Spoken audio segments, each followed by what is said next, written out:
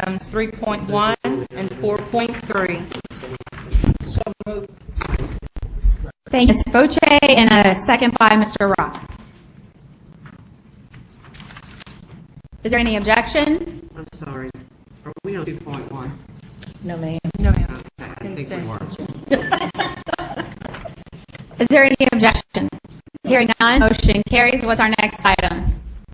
Your first item is on page 1, item 2.1, consideration of the 2016-2017 report on alternative education schools and programs.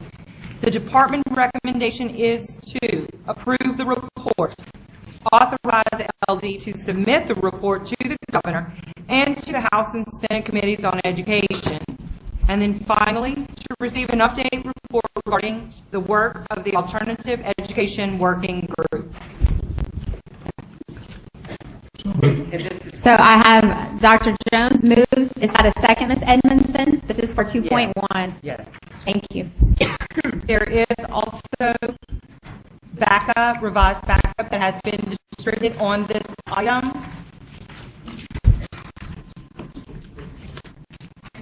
Madam Chair, can I make a comment Sure.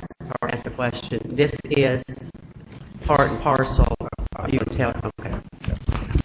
Member, contained with the item is a report that will be delivered by two of my team members, Lisa French and Katie Barra.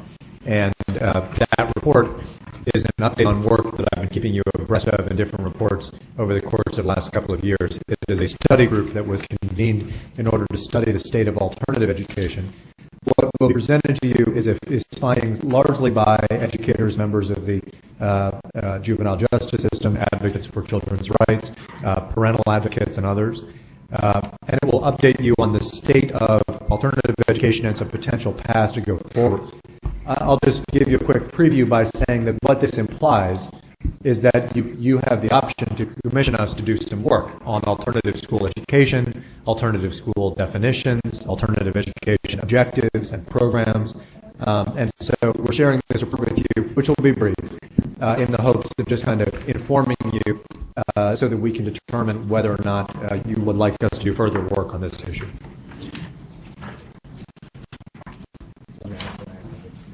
So, Lisa, why don't we give the presentation? Okay. Good morning. My name is Lisa French, and I am Chief of Staff with the Office of Student Opportunities. And joining me at the table is Hi, Katie McGee-Barris. I'm also with the Office of Student Opportunities.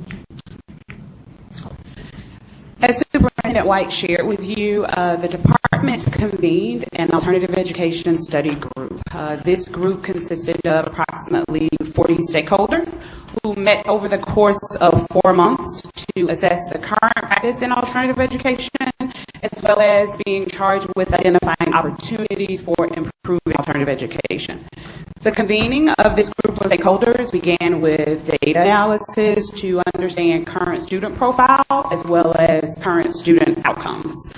The group, in addition to reviewing data, they reviewed and discussed some national best practices that were gathered from other states. And in terms of deliverables, the group identified top areas of focus for alternative education, as well as core components necessary for alternative education practices to be effective. Finally, the group developed guiding principles, which you will see in the study group report that you have. And these principles constitute a new framework of alternative education services to ensure that the needs of our students are being met. The study group was comprised of a diverse group of approximately 40 stakeholders. So what you have before you in the copy of the PowerPoint deck is a list of those stakeholder members. And as you can see, these are individuals who engage and serve our students in varying capacities. Some individuals are school superintendents, professional school counselors, instructional supervisors, civic and religious leaders, principals, representatives from state partner agencies, as well as alternative education school and program staff. Some of these study group members have taken time from their busy day to join us here at this BESE meeting, so we want to publicly thank these group members for their commitment, but most of all, their sacrifice of time to actively engage in the meetings and ultimately provide us with invaluable input that you will hear more about today. So now I will pass the baton to Katie.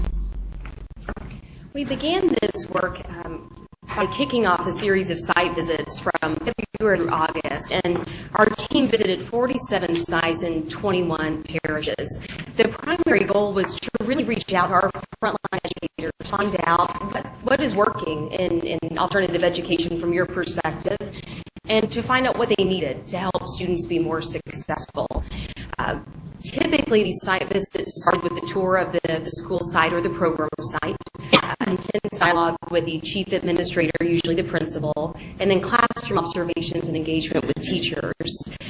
In addition to the observations that you have on the deck, typically what we saw were students in a single space, usually one room for the majority of the day, with very limited engagement from either a teacher or with their peers. It was very common to find multiple grade levels in a single room. That was universal.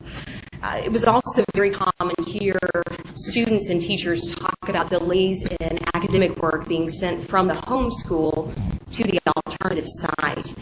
And lastly, we tried to aim to get to these sites fairly early in the morning so we could watch what happens when a new student, a new referral comes to the site. And generally there was confusion. There was shuffling of paperwork, lack of clarity on when the student was supposed to arrive, whether or not their work was there, how long they were supposed to stay there. And that was confusion both on the side of the educators as well as the student and the parents in that space.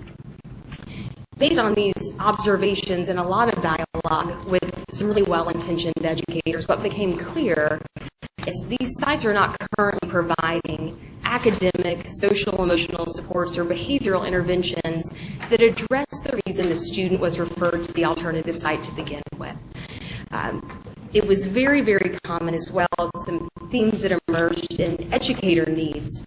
They frequently referenced that they felt like they needed more training and development on how to address students' social and emotional health. Another common theme was needing guidance around credit recovery and credit acceleration for students that were multiple grade levels behind. A lot of conversation about access to social workers and wraparound services, not just for students, but also their families. It really extends beyond the capacity of the school system and the educators in that space. And then lastly, as I've alluded, a significant need for improved communication between the home school, the referring school, and the alternative sites. One of the first pieces of work that we did with the study group was really digging into the data to determine what is our student profile, who really does make up the students that we're referring to alternative sites. And what we found is our current discipline practice is disproportionately impacting our most vulnerable and at-risk students. And when you look at the profile that you see on this screen, it was very clear to us that we have to begin to evaluate and change how and why we are sending students to alternative sites. This profile really confirms what I heard from so many site visits, which is these educators are asking for additional tools and resources to address student behavior not only at the alternative site, but also at the home school before they are then referred to the alternative site. After we developed the profile, the group really shifted their focus. What is the current overview of the practice in the state related to alternative ed? And again, going back to data, the primary reason the majority of students were assigned to these sites was a discipline infraction. And that really raises two concerns for us. One is an over-reliance on use of out-of-school suspension and expulsion to address behaviors that could be addressed at the home school. And the second, which I think is so critical, is a lack of effective intervention once a student is referred to the alternative site. Part of what's on this slide is recidivism rate. So how frequently is a student being suspended or expelled? And what these numbers tell us is that our current practice is simply not working. And it actually is contributing to students having an increased likelihood of subsequent discipline violations, or worse, completely disengaging from their educational opportunities. What we found is that 19% of the students referred to alternative education drop out. And when we compare that to their peers that are not referred to alternative ed, that percentage is 4%. That's a pretty striking disproportionality, and something that we certainly don't want to see with these students that are already marginalized in so many ways. So now that Katie has shared with you some of the very same data that was presented to the study group, I would like to now share with you some conclusions that our study group was able to form. The study group concluded that both the Louisiana Department of Education as well as our school systems should prioritize implementing critical activities of alternative education that seek to improve the services that our students currently receive. In terms of what this new framework of alternative education services looks like, it should focus on students receiving appropriate services that include academic rigor. It includes remediation and academic recovery. It includes intensive supports as well as evidence-based interventions. Additionally, the study group felt that there is a need to identify quality indicators for alternative education and to define appropriate accountability measures.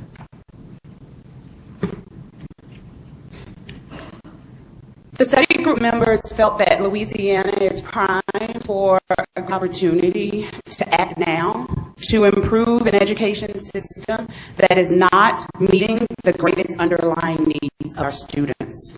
The new alternative education framework should correlate in both length and type of services provided to both the assessed behavior and academic need of the students. The new approach of alternative education services should create prevention-based frameworks using data analysis to drive behavioral interventions, but most importantly, to improve student outcomes. This new model will consist of offering our students both short-term and long-term services that should facilitate evidence-based practices to stem chronic misbehavior, along with ensuring that we provide both students and families with access to community-based supports and services. This concludes our presentation, and at this time, if there are any questions, we are willing to take those. Ms. Edmondson? Yes, ma'am. First, I want to say thank you so much. I attended a couple of the meetings, and this is long, long overdue for our biggest at-risk population. I'm extremely interested in how we're going to proceed. I had a question for you. You said both for short-term and long-term. What exactly did you mean by that? Yep. So if you would refer back to the slide that mentioned 88% of the more than 18,000 students that are sent to alternative education are currently sent there for minor to moderate behavior infractions. And so these are behavior infractions that we believe can be intervened and remediated at the home school. They will not require a long, extended period of time to remediate and serve. So those would be short-term at the alternative site or school, as opposed to long-term being something that would be more seriously taken, Yep, that's it exactly. Long-term would be more serious behavior infractions. Right, okay. Yes. Okay. But we are going to look at, well, what are our plans? I mean, do y'all know, or should I ask Superintendent, what is the plan? Now that we have the study group, I see that you have recommendations, and I'm really interested in reading those. We just got it, so I can't speak to those right now. But so, John, what are our plans? Well, I think most urgently is that there are schools that are on the ESSA comprehensive list that should be applying for support from the state and for a plan to improve, and we'll need to work with them and support them. I think there is a broader question as to whether or not the board is interested in considering accountability changes or other policy changes related to how we define alternative education, how we reward alternative education. And if that is the case, you can commission us to do that. So I think there's a programmatic dimension. I feel like supporting those schools, improving them, we already need to move in that direction. Whether or not the board is interested in policy, I think, is a second question. Yes, Ms. Lewis? Quick question. Has this presentation, I know we have this new discipline task force. Have you presented this? Is this the study group, the same discipline? No. So the Discipline Council that you're referring to is the Advisory Council on Student Behavior and Discipline, which was put into place via legislation. This is a separate group, but our study group has been engaging with that Advisory Council from the perspective of, one, we have attended the Advisory Council meeting and shared information. Okay. So that was my follow-up question, just to make sure that we had some alignment and that this type of information was being fed into the disciplinary task force, and that's been a really hot topic. So, I beg your pardon. Yeah. Please. I have some other board members who would like to speak, if that's okay. And we do have some public comment. Ms. Voce? Okay, this, as Superintendent White knows, is a topic that is very near and dear to my heart. Over the course, just for some historic, Katie and Mr. shaking their heads because they came to visit mine, but over the course of many, many years, what we all used to have, each school district used to have years ago, an alternative school. And we all designated it as our alternative school. Then with the emphasis on accountability, most of the alternative schools, if not all, under the accountability system received grades, letter grades of Fs, and maybe could squeak into a D every now and then. So then the push was made that school systems would not call them alternative schools anymore, but to designate them as alternative programs so that their test scores could go back to their home schools. I was one of the school districts that refused to do that because I felt that that hid the issue that we need to deal with this population of students who are in every one of our school districts and communities. Because if we could push it under, I hate to say push it under the rug, and that's not necessarily what everyone did, but what happens, out of sight, out of mind. So you didn't have that school coming up with a letter grade of an F, and you worked internally, which contributed to what some of these ladies saw as to a room here with multi-grades within one room for someone to try to address, and working sent from one room over to another room. Whereas if we're going to have a true alternative school to deal with the significant problems that each one of these students presents, there has to be a comprehensive program for them. It has to include, at the high school level, credit earning opportunities, credit recovery, Carnegie unit credit in a setting that makes sense. The regular courses that are offered, the wraparound services that you're talking about. The biggest part of getting a child in an alternative school to achieve are these other services that you've outlined to get them ready to improve academically. So when you're talking about recommending quality indicators for alternative education, that's to me the first step. What is a true alternative program or school supposed to look like? What are we trying to accomplish? Because the barriers to student achievement for these kids are many. There's a social emotional component, there are mental health issues, there are significant interventions needed. They are, in most cases and in many cases, way behind academically. So what is the most important thing we have to do? And those quality indicators have to be defined. And then I would hope, if it's appropriate, for us to make that motion today, we've got to look within our accountability framework or accountability formula. How are we going to evaluate these schools. If we do it just by the formula as it sits today, we are never going to have them score at an adequate level. Whereas the indicators, just like in that charter framework, there are indicators for alternative schools and programs. There are many charters that we have approved, or this board has approved, that are evaluated not only under the regular accountability system, but under the accountability framework. Yet that's not true in traditional school systems. So I think we need to take action to extend this committee to identify these quality indicators that we're looking for to help make these students successful, and to give them a charge to look at within the accountability framework what other services, how we can evaluate those to see if that school and or program is successful. And we've got to move forward with that, I think, very quickly. I mean, we've been asking for this for many, many years. Other things maybe got pushed ahead of it.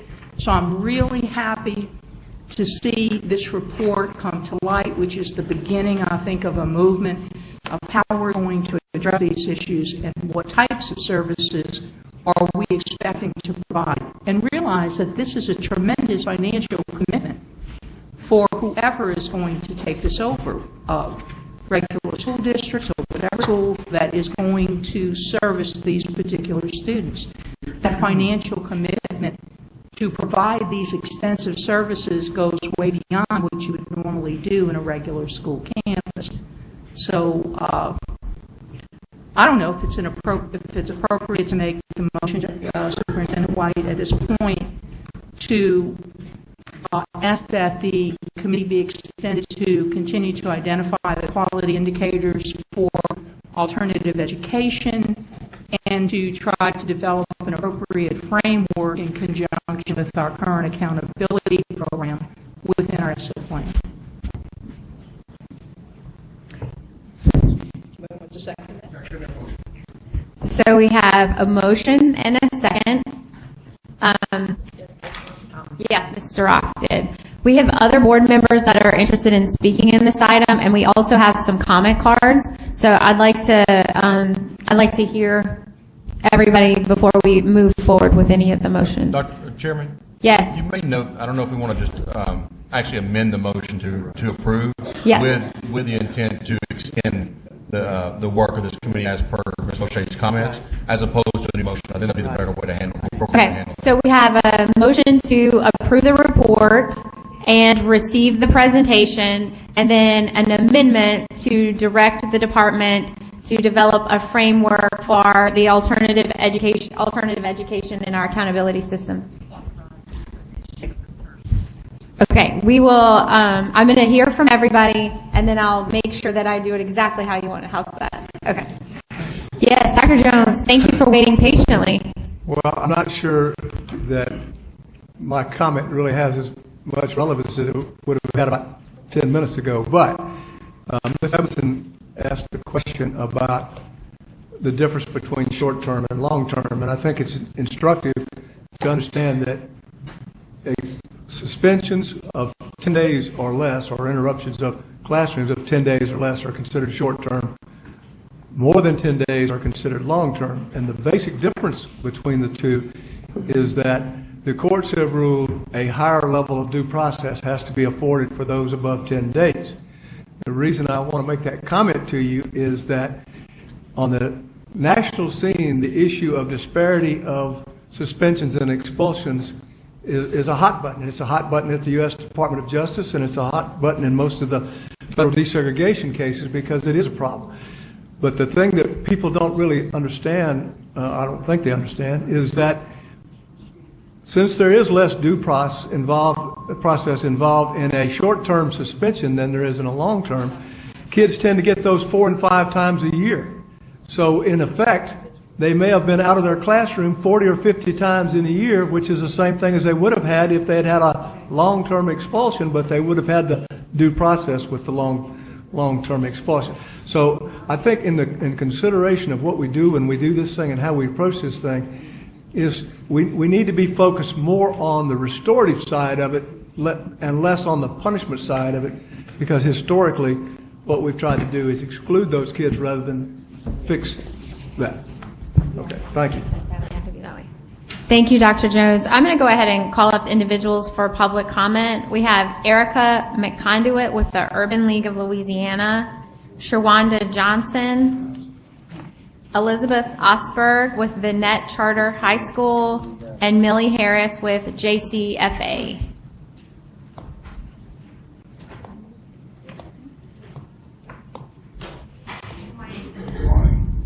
Is the green light on? Good morning. Good morning. Good morning. Again, my name is Erica McConduit. I'm the president and CEO of the Urban League of Louisiana. I was fortunate enough to participate as part of the Alternative Education Study Group. And I can tell you it was a lot of work over a short period of time, but I think we arrived at some really good recommendations that I certainly hope you would support. We know that students referred for alternative education are disproportionately African American and disproportionately economically disadvantaged students. We have a problem. It is urgent. And I know that that's going to come up later today, but we have a problem and it is urgent in our state. We must do something different. Students need support. Teachers need support. Families need support. And as we just heard, from Superintendent Boucher, and she and I had a long conversation about this very issue. We do need appropriate indicators and accountability to ensure transparency and the institution of best practices in alternative education. So please, I urge you to support this recommendation to continue to address the needs of our most vulnerable students. Thank you. Good morning. My name is Sherwanda Johnson, and I'm the proud principal of Greenville Superintendents Academy here in East Baton Rouge Parish. My program focuses on students that are behind 2 or more years grade level, and what we try to do is to remove deficits academically.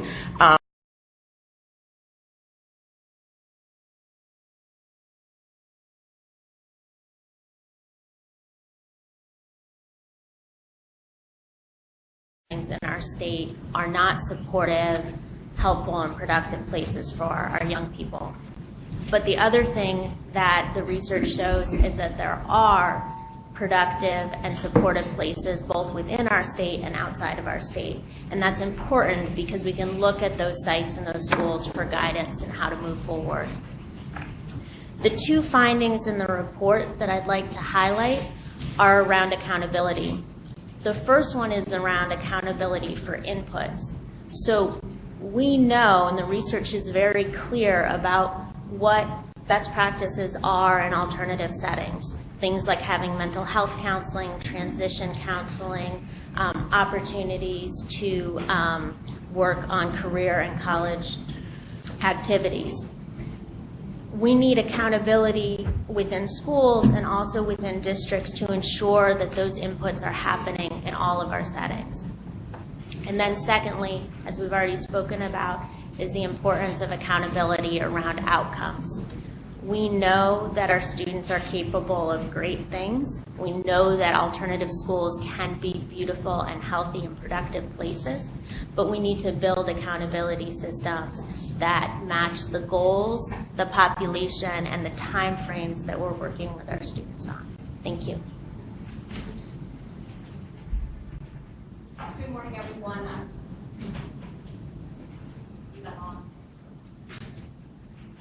Thank you.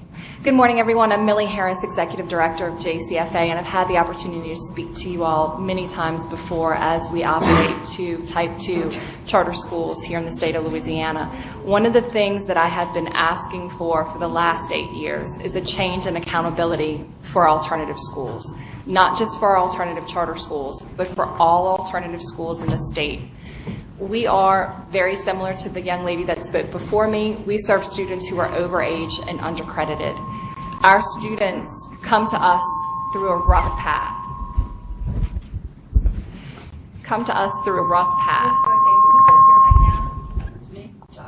That's okay.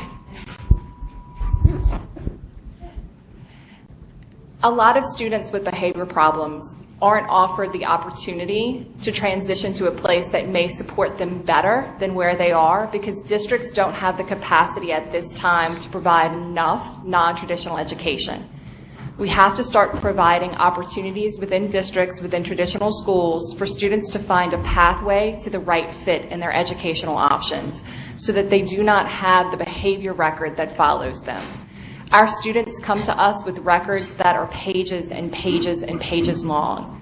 Yet when they enroll with us, they end up with no infractions. It's not because they're bad kids. It's not because they can't do the work. They have needs that need to be supported.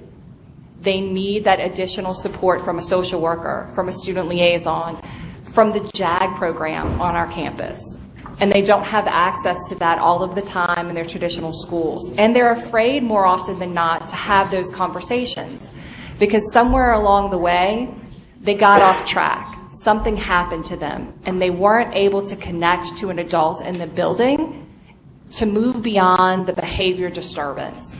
Once our students are labeled as a troubled child, a child in the class who's going to buck up against a teacher, they stop receiving the services that they need in their traditional schools, and they have to go elsewhere to find those services. And it's not that their traditional school doesn't want to serve all kids. It's that when you're dealing with a large number of students, it is far easier to remove the child that is causing the disturbance than it is to be able to address that student's needs. So we begin kicking kids out of school because they're a behavior problem, when really what they need is time and attention that they're not receiving in their traditional schools. So I hope that you all will continue to review what needs to happen and that you'll provide all alternative schools with a true accountability matrix that recognizes what they're doing well and areas that they need to improve on. Thank you. I'd like to call up Jimmy Chalice-Gore with the deaf community and Sean Fleming with the Louisiana Developmental Disabilities Council.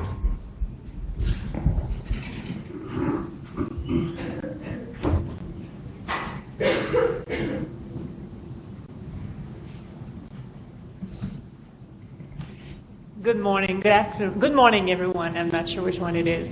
I want to speak to all of you about what we're discussing right now. I fully agree with what's being mentioned about children who have behavioral issues. Obviously, they have reasons for what's happening in their life. They have reasons for behaving the way they do. But, and of course, the alternative program exists for that reason. But I wonder what is happening with deaf children in these programs. Where can they be placed where they can have access to language? Or are they put in places where the same issues happen? I was a child with those kind of emotional issues in the past, and I was placed in a school.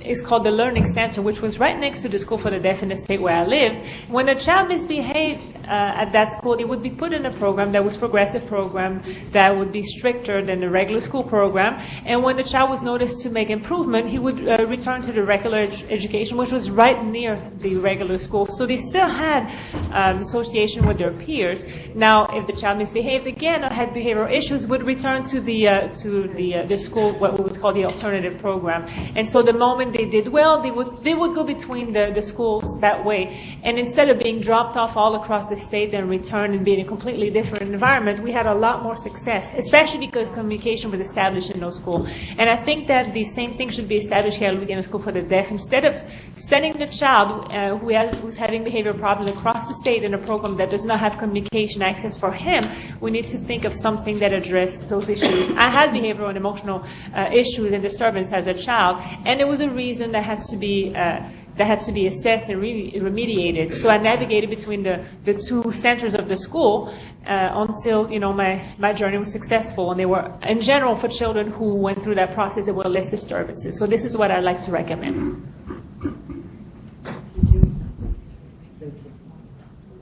Thank you. Mr. Fleming? Yes, good morning, Madam Chair, and thank you for letting me speak at late notice. And good morning, BESE members.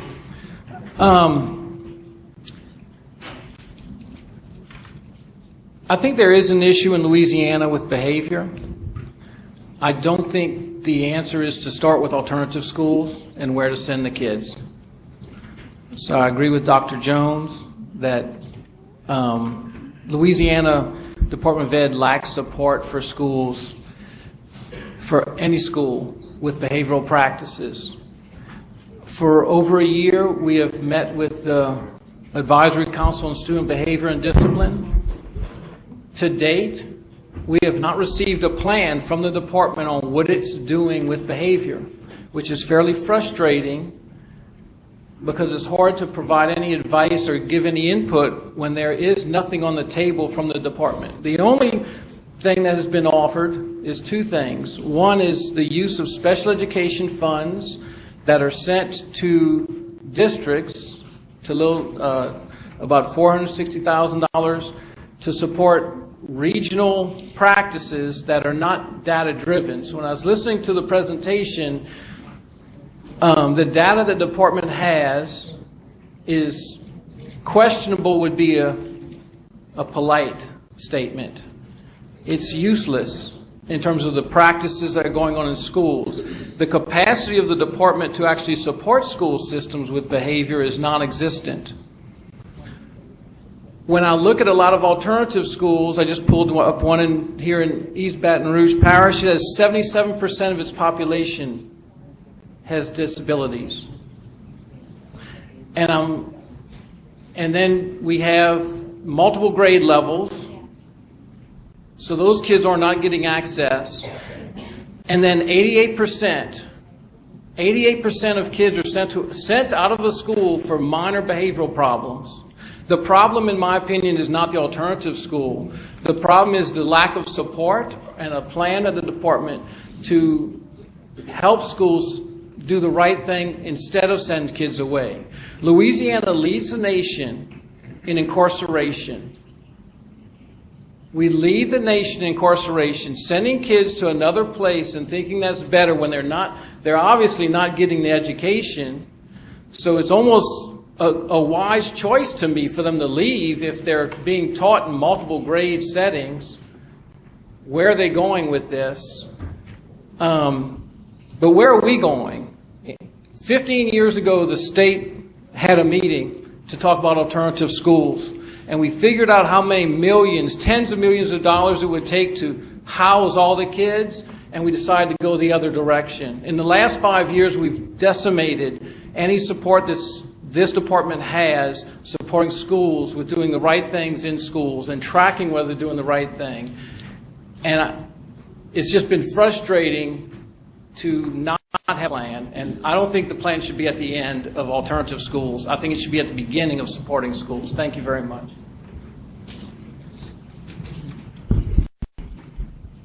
Ms. Edmonston, did you have something?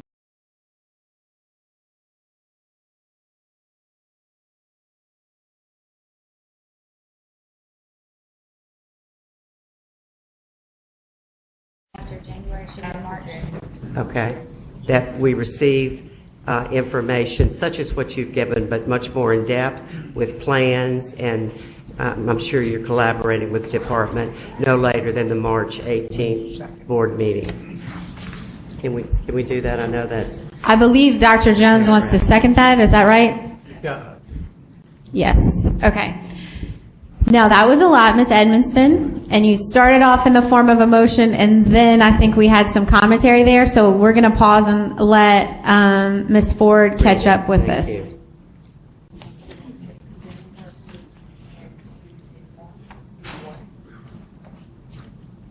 Receive additional information for in-depth plans.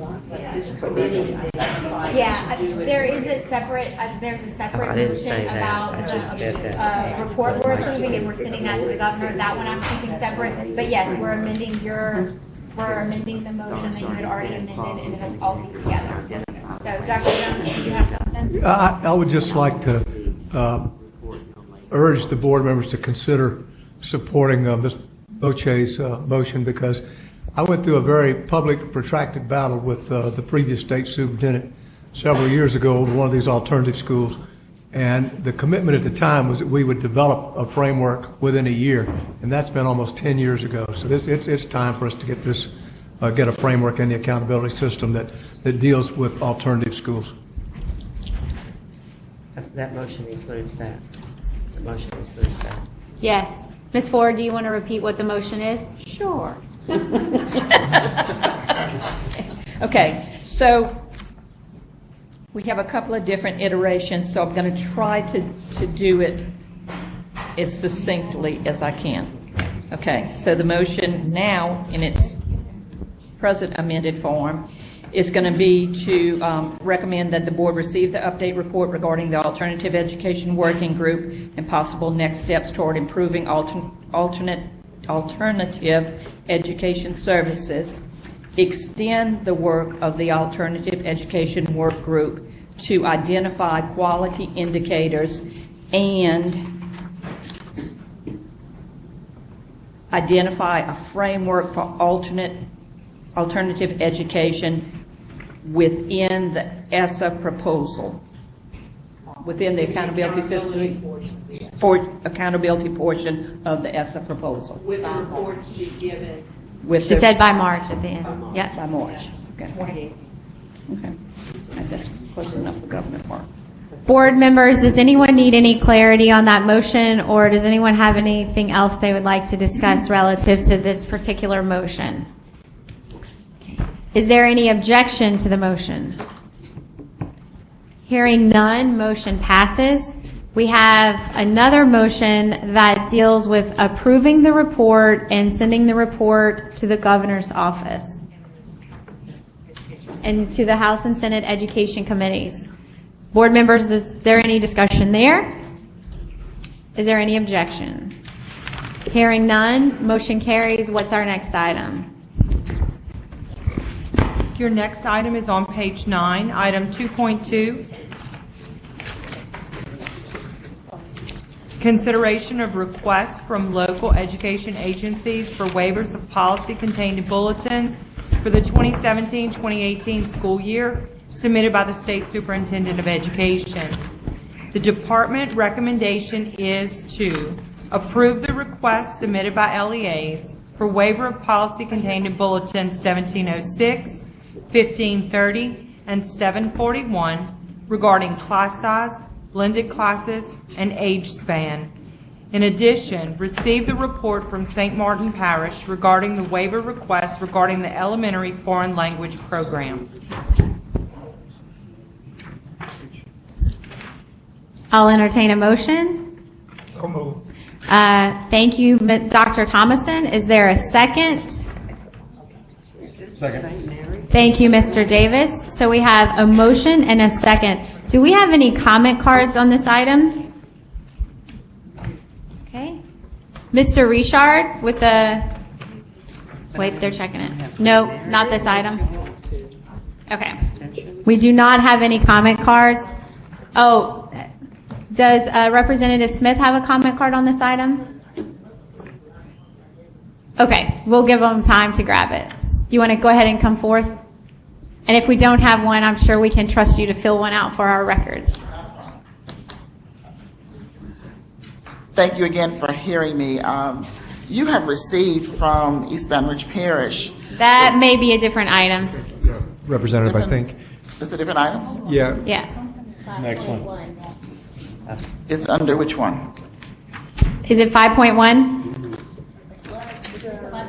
Yeah. 5.1. Yeah.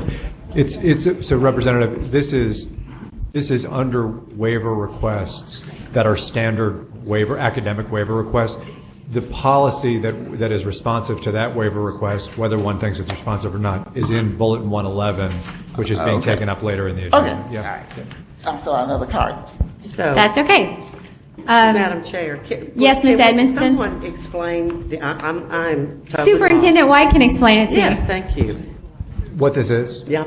Every meeting, there are a series of waivers. Most of these are standard waivers that in the policy, there's an allowance of waivers. Okay. Sometimes there's a requirement for the waiver. Okay. These are things like a class size in gifted, for example, would be a common one that you receive. We vet them and make recommendations about them in dialogue with the school systems. I think it's fair to say that most of these are pretty standard waivers of policy. Thank you. Board members, any other questions or discussion? Is there any objection? Hearing none, item passes. What's our next item?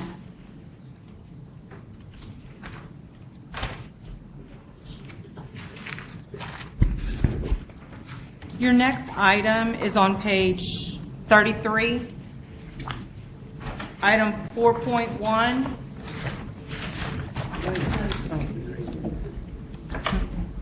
No? Hold on. Wait. Yes, ma'am. We will hold until the computer catches up with us.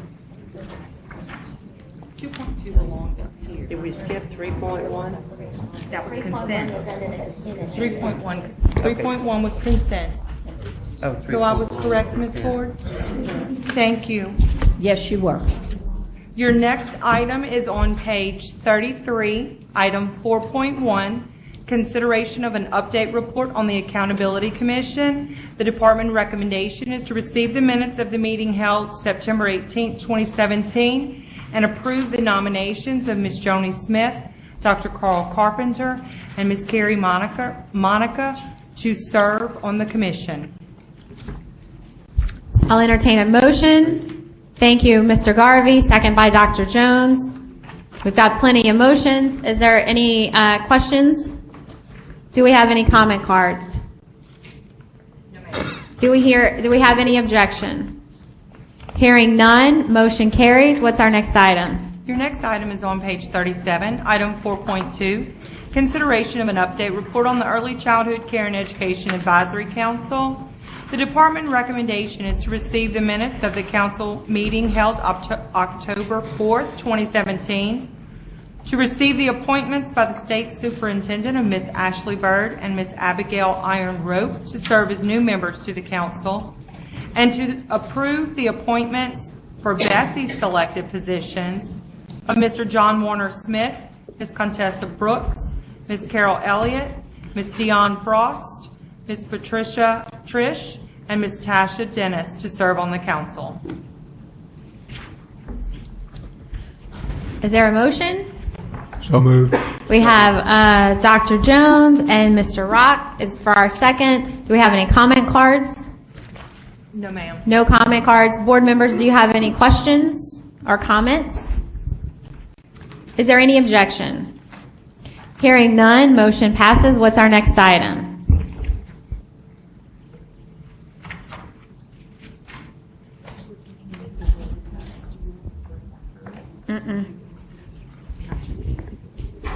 Your next item is on page 103, item 5.2, consideration of revisions to Bulletin 741, Louisiana Handbook for School Administrators, pursuant to Act 365 of the 2017 regular legislative session, regarding instructional minutes, waivers of instructional minutes for identified schools, and an update report regarding the impact of the August 2016 floods upon school performance for the 2016-2017 school year.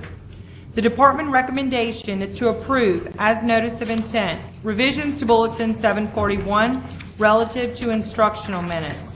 Approve the waiver of the minimal requirement regarding instructional minutes effective for the 2016-2017 school year for identified schools in Ascension and Livingston parishes, and receive a verbal update report on the impact of the August 6, 2016 flood upon school performance for the 2016-2017 school year. I'll entertain a motion. Thank you, Ms. Holloway. A second by Ms. Edmonston. Do we have comment cards for 5.1? Yes, ma'am. Okay, may I have those, please?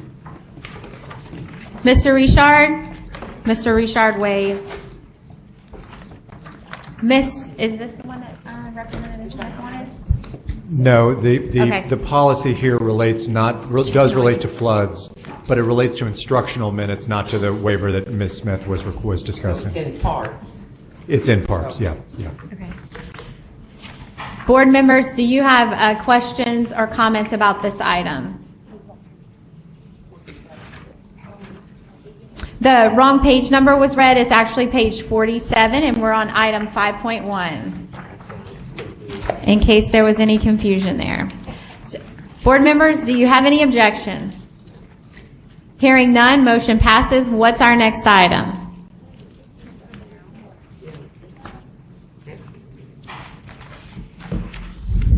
Ms. Lewis?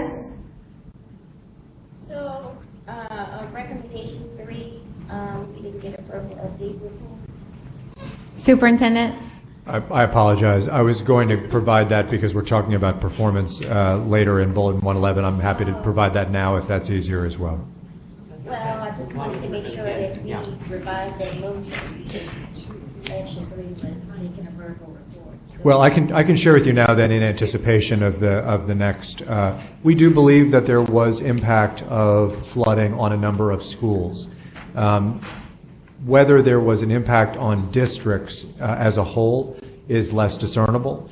I can tell you that based on our analysis, there are roughly 41 schools whose performance we believe may have been impacted by their status as of platooning, meaning that schools either were moved fully out of their building into another building, or schools had another school received into their school building and had to change scheduling. We also believe that there are other schools that were affected by the dislocation of teachers and students for a considerable period of time.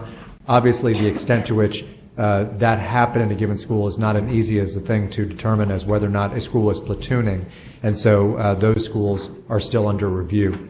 I will detail that later in our policy, but what I would ask again for you to distinguish is, one, we do not see evidence that there is a dramatic difference in district performance. Two, we do see that within districts there is an impacted difference among individual schools. Three, we see that platooning has had an effect, and on roughly 41 schools we are recommending the board policy be adjusted. And four, it may be that in cases where staff or students, even if there weren't platooning, were dramatically dislocated, that there will be a need to make adjustments in policy.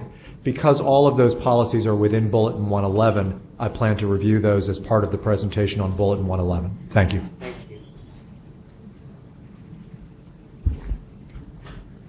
Our next item? Yep. We need to read aloud 5-2, please. Nope. We had 5-1 on the floor, and we didn't have any objection to 5-1. So we heard the superintendent's report, and now we're going to move to item 5-2. I'm sorry, Madam Chair, to have to go back, but since Superintendent gave that information, I want to be clear on what we're voting on 5-1. You're voting on effectively taking elements from the law that the legislature passed, including adjustments that the legislature essentially instructed us to make regarding allowances for changes in instructional minutes. That's the flood-related provision of this. Previously, it has been under the law that we do not have the power as a board, you do not have the power, to make an adjustment to instructional minutes required. That's always been problematic when a man-made or natural event necessitates that just the course of the school year change. This law now allows you to do that, and as a result, during the 2016-17 year, there were schools that were forced to temporarily share facilities and thus could not maintain the required instructional minutes. Those were Sanamaw High, Dutchtown High, Denham Springs High, Live Oak, Denham Springs, Jubin Park, Live Oak, Southside Junior, Springfield Middle, Springfield High, and Live Oak Middle. And this is really about instructional minutes. Exclusively about instructional minutes. Thank This has you. nothing Thank to do with accountability. I'm good. Okay. 5.2, please. Your next item is on page 52, item 5.2, consideration of revisions to Bulletin 1566, pupil progression policies and procedures relative to student promotion. The department recommendation is to approve as notice of intent revisions to Bulletin 1566 relative to student promotion. Is there a motion? Thank you, Mr. Garvey. Second by Dr. Jones. Do we have any? Oh, Mr. Richard, we have a comment card. Would you like to speak on 5.2?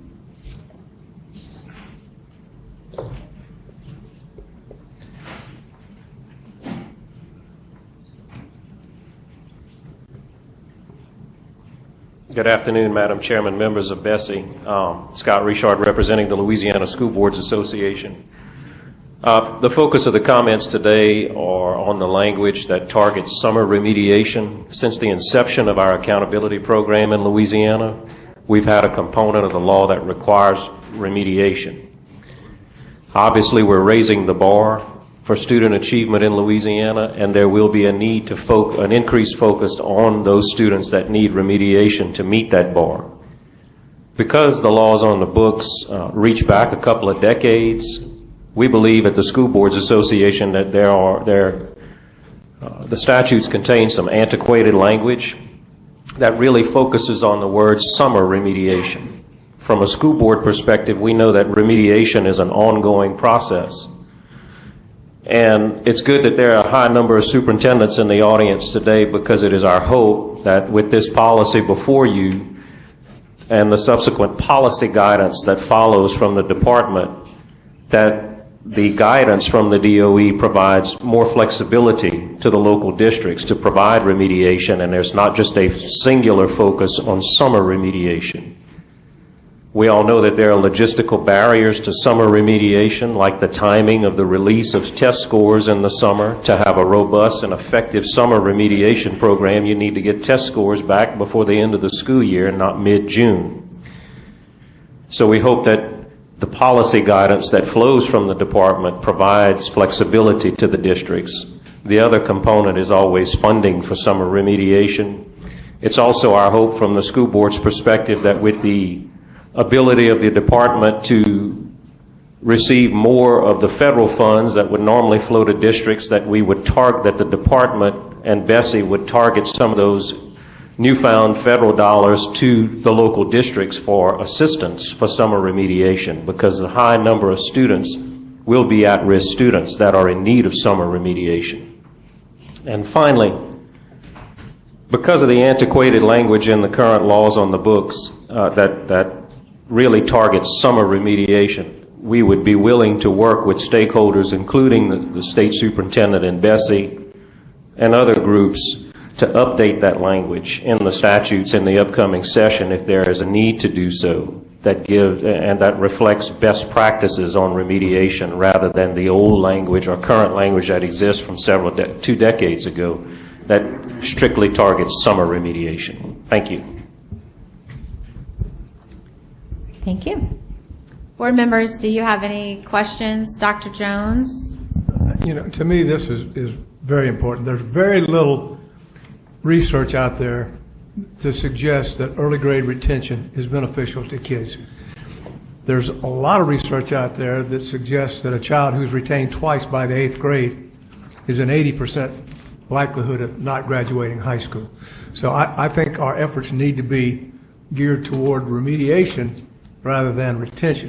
I don't, as a former superintendent and a former principal of an elementary school, I never saw any long-term value that came out of early grade retention. So, and I know that others may see it differently, but I think this is the way we need to go. And I think making sure that we have appropriate language that lets the districts address remediation the way it needs to be addressed, not as a summer event, but as an all-year-round event. That this is the way we need to go. Yes, Ms. Voce. I agree with Dr. Jones' statement about retention is not the way to go. I know in the statute it mandates summer remediation to look at some of these waivers, and the policy possibly mirrors those or that statute. My concern with this policy, and I've got all kinds of numbers on here, but to try to just wrap it up, because in many places in this policy, as you read through, in order to consider a 4th or an 8th grader to move on to 5th or to a transitional 9th grader, the mandate, if you read, I'm not going to read you every section, but I've got them all circled in here. The mandate is completion of summer remediation. The problem, the actual practical problem, other than financial, because it is a huge financial investment for any school district, is that with our accountability program, we do not get test results back. I know that the superintendent is talking about early June this coming year, but summer remediation or summer programs for school systems start immediately. So when you sit there and if we have in a policy, we're mandating completion of a summer remediation program prior to allowing that child to move on to fifth or as a transitional ninth grader, we have logistical problems as well as financial problems. I also, looking at some of this, even in the summer program, it mandates in its policy that the student be instructed by a highly effective teacher, which is what we would all want, as evaluated through the COMPAS system. But there are times when there are no highly effective teachers who are teaching that grade level or those groups of students in a summer program. Now, there is another section in here which says during the school support, you can choose 2 of the 4 possibilities, but everywhere else in this entire policy, the mandate is there to provide summer remediation. I just don't know how we're going to do that if we don't have the test scores. There's also a process outlined where we would have to meet with the parents and work through the plan. It also mentions the department will give us the 3rd and 4th graders who have scored below basic in at least 2 of the 4 subject areas. And I'm trying to find out, or in my own head, logistically figure out how we're going to do it. If we're going to get that report from the department prior to the end of the school year, then get grades after that, or are we going to try to focus on 4th and 8th grade scores and get them to us sooner? So could you kind of, Superintendent, Sure. talk a little bit Let me about yes. timelines on the process and the mandate, because it all says shall, which we know is a mandate. Well, to be fair, the mandate is to offer summer school under the law, not for summer school to be completed under the law. I think if you read the policy, when they're talking about waiving the child, it says after completion of summer remediation. Well, if you have an exact passage, but right. I'm happy to look at it. But let me review for you what the overall framework is intended to look like, and I believe is reflected in the policy. First, because of the timing issues that you've mentioned, this calls for an initial decision. That initial decision you can base on all evidence that the school system has and based on its own judgment of the student's proficiency. Then when the assessment results come back from the state, you are to make a final decision. But recall that you have the authority to use all evidence in front of you to make the decision as to whether or not the child is promoted or retained. If the student's test scores do not meet the basic promotional standard, the only condition if you want to promote the student is that you choose 2 research-based options. One of those would be summer school if the child wants summer school. That's under the law, not under these regulations. But another would be an effective teacher, an effective intervention program, an effective curriculum. So you have the power to make the decision before the assessment results come back. When the assessment results come back, you can make a final decision. And if the student didn't meet the promotional standards, all that's required is you again make a decision as to what the effective means of intervention will be. Well, I would ask you to look at page 55 in this policy. It's in several places, but on the top of 55, it says any first-time 8th grade student who does not meet the passing standard set forth in 703 of this bulletin and any student not eligible for any waiver pursuant to 707, after completing summer remediation, may be placed on a high school campus in transitional 9th grade. Yeah, and I think that there is a technical explanation for that I will have Ms. Bender Right. give. And then further, I'm looking at F, well, it looks like I to me, a little 1 under F, which is a quarter of the way down. Students placed in transitional 9th grade shall complete the summer remediation program offered by the LEA.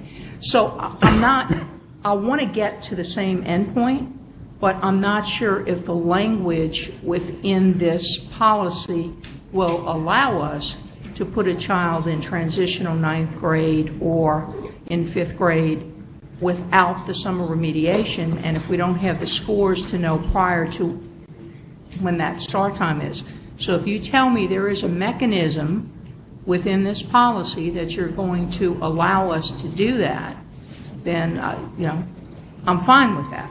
But I just want to make sure that the way I read it now, there doesn't seem to be a mechanism. Erin Bendeley with the department. What you read, Superintendent BESE, is in the 8th grade section, and we made sure not to make changes to any of the language that relates to promotion standards that are current policy in the 8th to 9th grade transition. And that is because for several years now we have had the transitional 9th grade option. And you're correct that ever since we put in the option for school districts to place struggling 8th grade students in transitional 9th grade, that requirement for completion of that summer program has existed. We are not recommending a change to that for 8th grade. We are leaving all promotional standards and policies related to 8th grade as they are. But for 4th grade, there is a change, and there are several additional options being offered for 4th graders that under the old policy would have had to complete summer remediation and take a retest. And there were only a limited number of options where you would be able to move that child on to 5th grade. We are providing many additional options. Summer school is an option, but it's among several. So if you wanted to take advantage of some of the other options, like pulling the child out throughout the school day and placing the child in the a highly effective teacher's classroom, you can do that and not have to put that child in summer remediation. So are you saying to me that a transitional 9th grade student, a student can be placed from 8th to transitional 9th grade without summer remediation? Or are you saying the summer remediation is mandated? The summer remediation requirement remains. That's current policy. Well, then how are we going to do it if we don't have the 8th grade scores prior to our summer sessions starting?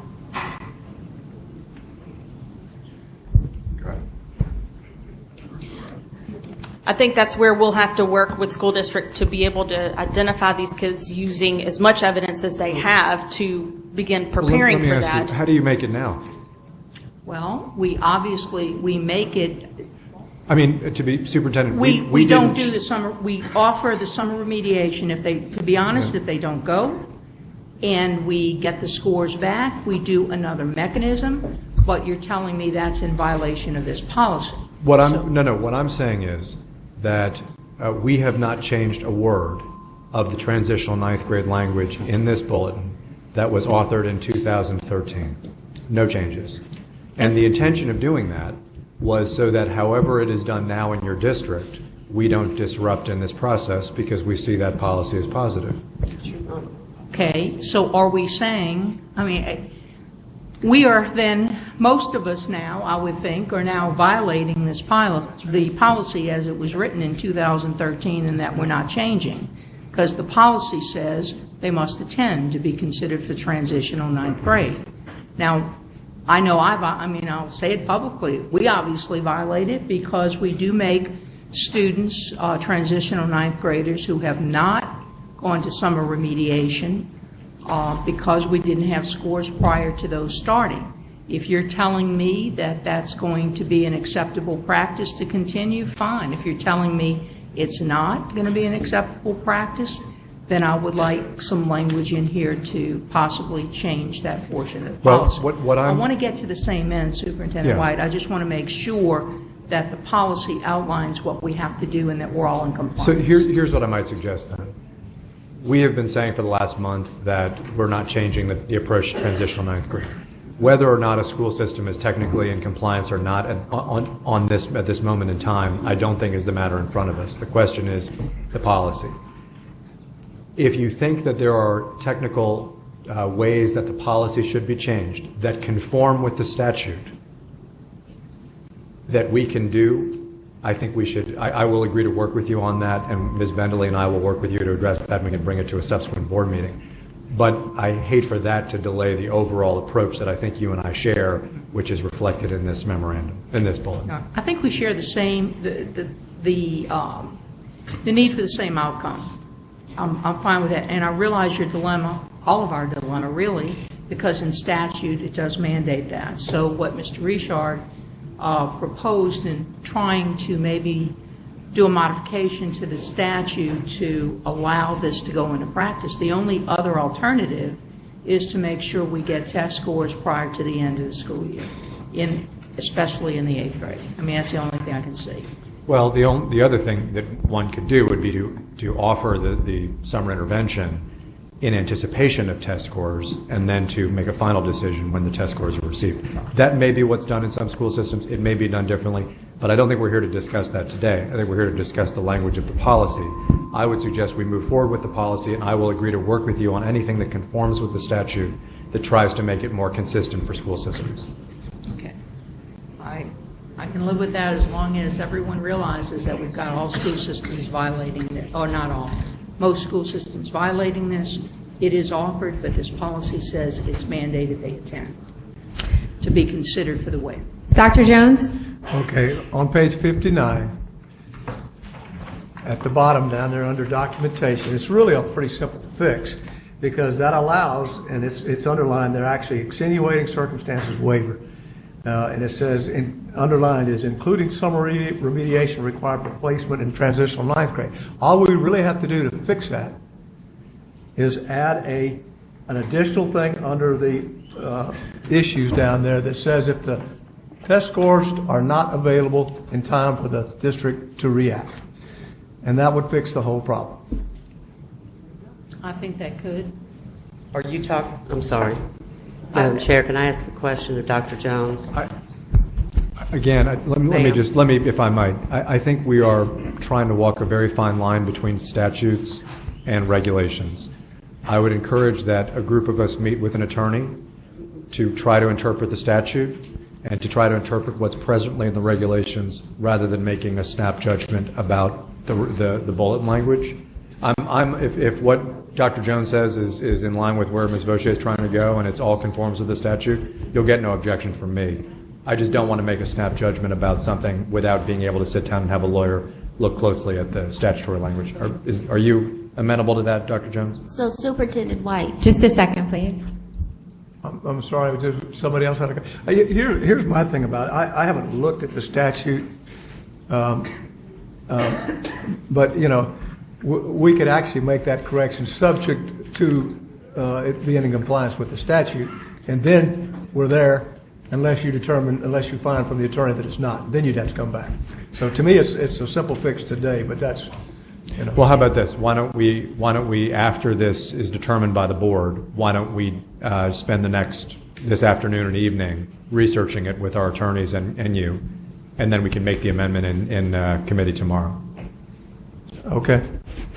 Okay. Ms. Evanston? I still have my same question of Dr. Jones, and I wanted to know if on page 59, what he was referring to was under number 2, documentation, where there is A, physical illness, B, custody issues, and then you would put C, something about not having results. Actually, number 1 outlines the process for an extenuating circumstance waiver. Right. But down there underneath it, the only 2 extenuating circumstances are physical illness and custody issues that are left. There were some others, but those have now been struck.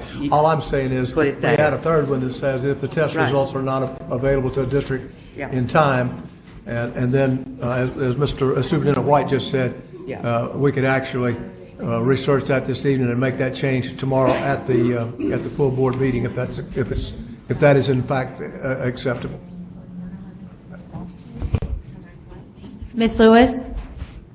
I don't know. I'm just uneasy with this whole policy situation. So are you saying we're deferring action to tomorrow, or we're just deferring action? I think the board should. I wouldn't be making a recommendation if I didn't think the board should take action. I think the board should take action on this policy. What we're working around is Ms. Vaucher has raised a logistical reality, which is that school systems, if mandated to offer summer school service based on test scores, have to wait on test scores until later. With the 4th grade policy, what we have said is you shall make an initial decision, and then it can be validated by the 4th grade because you have a lot of discretion there. But in the 8th grade, the way the policy reads is that it conditions the decision for transitional 9th grade on the completion of the summer intervention. And Ms. Voce is saying that we're out of compliance there. What I don't want to do in making a correction now, here, on the fly, is to run afoul of a statute, because as Mr. Richard mentions, we are working within the box of a law, a long-standing law, and I don't want to be in violation of a law when we make a correction here. So I'm simply asking if we can move ahead with this approach, and then anyone here who wants to meet with our attorneys or your attorneys are more than welcome to. We'll go through what's legal and what's not. We'll recommend an amendment on the item tomorrow. Okay, but I think it's important to note that there's a difference between a kid who is retained in the 4th grade and spends the next year in the 5th grade at the same school. Once school starts, you can make that adjustment. But in the case of an 8th grader who is in a transitional process to move to a totally different campus, a 9th grade campus in most cases across the state, that's not a decision you can make the 2nd and 3rd week in September. So I think it's critical that we do just figure this thing out. Understood. I just want to emphasize we're not disagreeing with, I mean, that I think is the reality. That's what's happening, as Ms. Voce just mentioned. What I think she's suggesting is trying to bring the guidance in line with the law.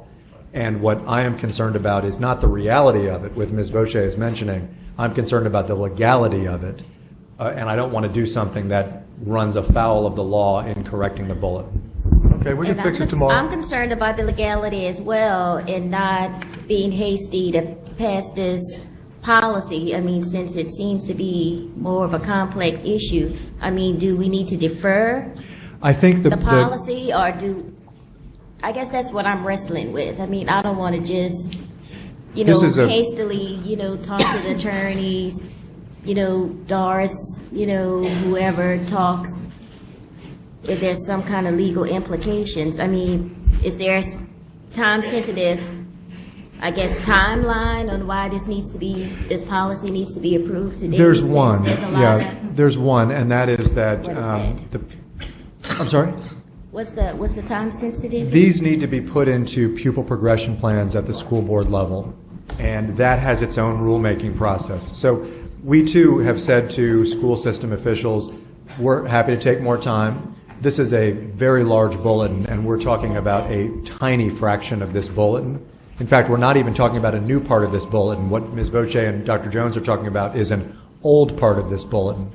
So I would suggest that we send a signal to the system that we're moving ahead so they can get clarity on putting this policy into their pupil progression plans, even as tonight we go back and try to refine that small piece of it that Ms. Voce is calling us to refine. Yeah, I think we can do that without a problem. Can we defer this till tomorrow morning while you get that legal opinion? I'd be happy. Could we just do that? Because I think Dr. Jones... Is that a motion? Yes. Okay. Is there a second? I still have a question. I second it. Jada, you second to defer tomorrow? Yes, Ms. Evanston? In all due respect, Superintendent, I just want to say I know it's a small portion, but it is obvious that many school systems have been out of compliance with what's in the policy. So, and I know you know this, but the importance of us getting this right by tomorrow, I have no problem waiting, and I understand the ramifications to make sure it's the wording is legal. But this is troubling to me that we're saying, well, we know they don't do it, but it's here, and so if we can do that by tomorrow, I'm fine with that. You have my word. We will get it done. Thank you. Is there any objection to the motion? Just for clarification, are we going to reconvene this committee in the morning, or are we going to just do that in the general meeting? Defer to the board meeting. Okay, so you're going to defer to the full board? Yes. Okay. Yes. And I will make my staff available for anyone who'd like to meet with my staff as soon as today's festivities are concluded. Thank you. Any objection to deferring this one until tomorrow? Hearing none, this one will be deferred. What is our next item? Your next item is on page 65, item 5.3. consideration of revisions to policy related to the Louisiana Education Plan pursuant to the federal Every Student Succeeds Act.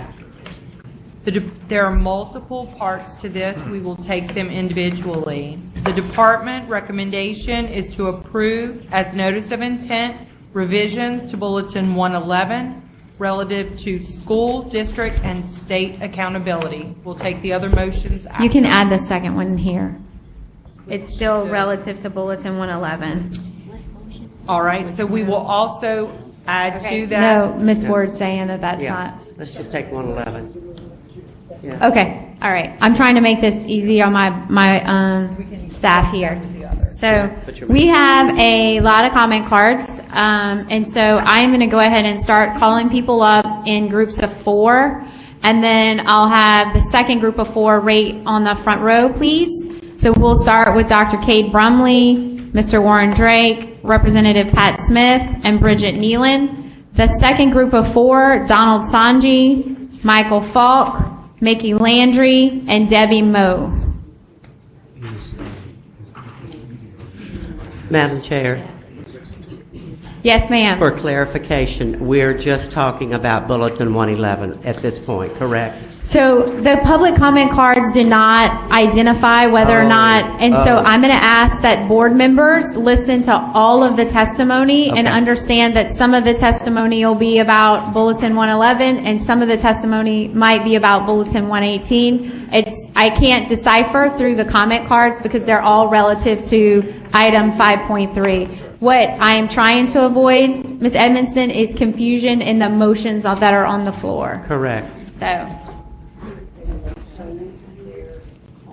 no, they can talk, they can remember. All right. Let's go. Make sure the green light's on. It's on. Okay. Just to be clear, my comments are about the accountability index. Not Yeah. Okay. And so this board is going to listen to all of the comments that we have because it all falls under one item. So, yes. I know I'm on a tight timeline, but I would like to recognize the superintendents that are here with me in the audience. If I could just ask that they stand. Thank you. Thank you for being here. You guys are the people along with me. Yeah, thank you. I'm here today to talk about the accountability index values. We realize that this board passed on ESSA in the spring, and we're not here today to dispute that direction. We're just here today to talk about degree in terms of implementation. There's not an educator that I know that doesn't want each child under their care to achieve mastery status and master the content that is put before them. When staff recommended the accountability index values, particularly basic at 70 and mastery at 100, we began to look at those, and instead of just griping or complaining about those index values, we decided to be proactive and put out a plan as a Superintendents Association that we felt was more appropriate in consideration of all the impacts of the policy. And so we know that if the plan that is recommended by staff is approved, that using the simulations of the staff, even with the same level of performance, 124 schools essentially overnight will lose A status. 83 schools will enter into F status with their same level of performance. In my district alone in DeSoto, where we've worked hard to grow to an A through hopefully pulling the right levers with our budget, with talent, with curriculum and instruction, with strategic planning, we've moved to an A. Once we apply the new values to this, we in DeSoto will go to a low B or a high C, somewhere in that range. So the Superintendents Association did put forward what we felt would be a compromise plan between where we were and where the department had recommended, and it had 4 points, and we've tried to stick to those 4 points throughout the discourse. Number one, we asked that we add dignity to the value of basic by making that index value an 85. We asked that we would be able to further incentivize mastery by assigning an index value to mastery of 110. We asked that we provide a floor in terms of growth on the mastery level so that schools and districts would not be penalized for students at the mastery level. And we also recommended, relative to the subgroup, that letter grades not drop for subgroup failure. What I do know is that plan generated a lot of talk, and it prompted people throughout the state of Louisiana and all the different regions to really start looking at the accountability plan that was provided by the department and staff. And we felt that we feel that has been a healthy process, and it brings us to where we are today. Ultimately, I'm going to lean and submit to the wisdom of BESE and where you guys ultimately decide that this needs to be. For us, we believe that our 4-point plan is the sweet spot for moving us to where you want us to go, and that's why we offered that position. In the end, whatever this board decides to do, I can promise you I'm going back to my district, and I'm going to fight with everything I have to give our students and our teachers the opportunity to provide an A-rated education to our kids. And that's what we're going to do. And we have the responsibility as superintendents, no matter what this board decides, to go back and motivate our staff to do the work that they have to do. And there are certain things that this board can do or doesn't do that helps us in that process. When I think about the initial accountability values that were presented, I think that's going to make it harder for us to provide high-quality teachers to our students in our highest need schools. I think that it's going to make it harder for us to be able to pass the millages and renewals that we need in order to provide the basic educational experiences that our students need to have the support that we need from our community. So again, we're not here today to question direction. We're here today to offer solutions in terms of the degree of implementation on these values. There's a principal that served about 40 years in Chalmette High School named Wayne Warner. And after Katrina, Mr. Warner had a lot of stuff going on, and he had to put back the pieces. And he said, that's just what school people do. And so no matter what this board decides to do today, I can assure you that the superintendents in the audience today are going to go back and fight for their kids, because that's what school people do. Thank you. Mr. Drake.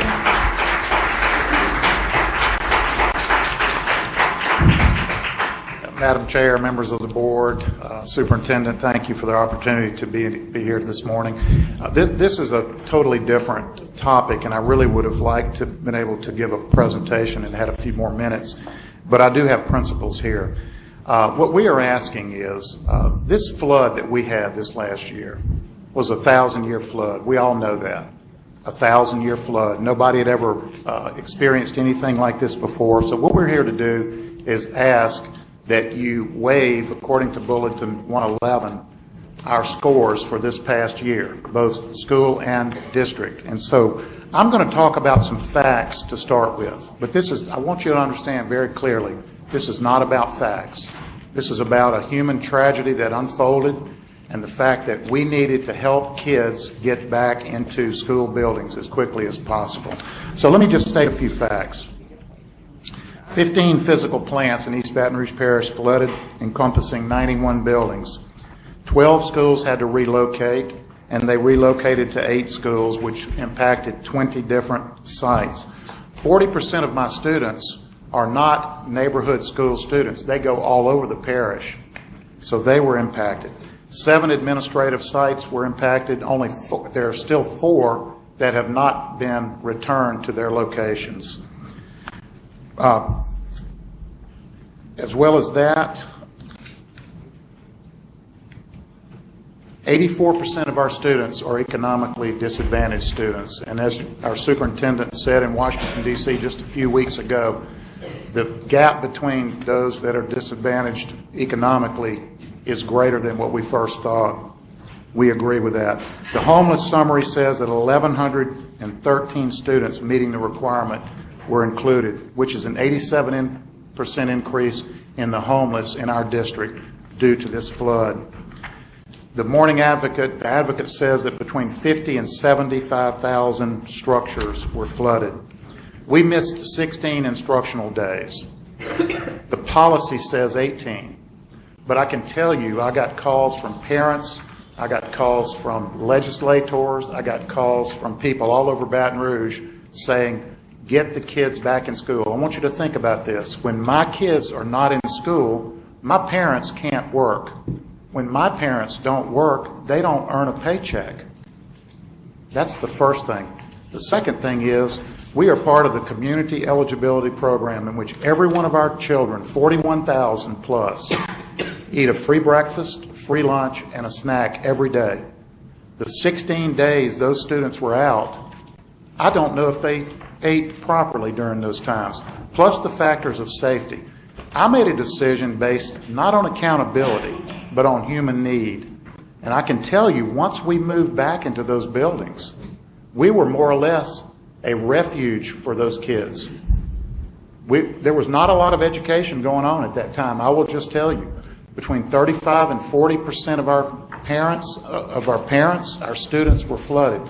I want to give you one example to talk about how this impacted us district-wide. Mr. Drake, can you wrap up? Yes, ma'am, I will. Thank you.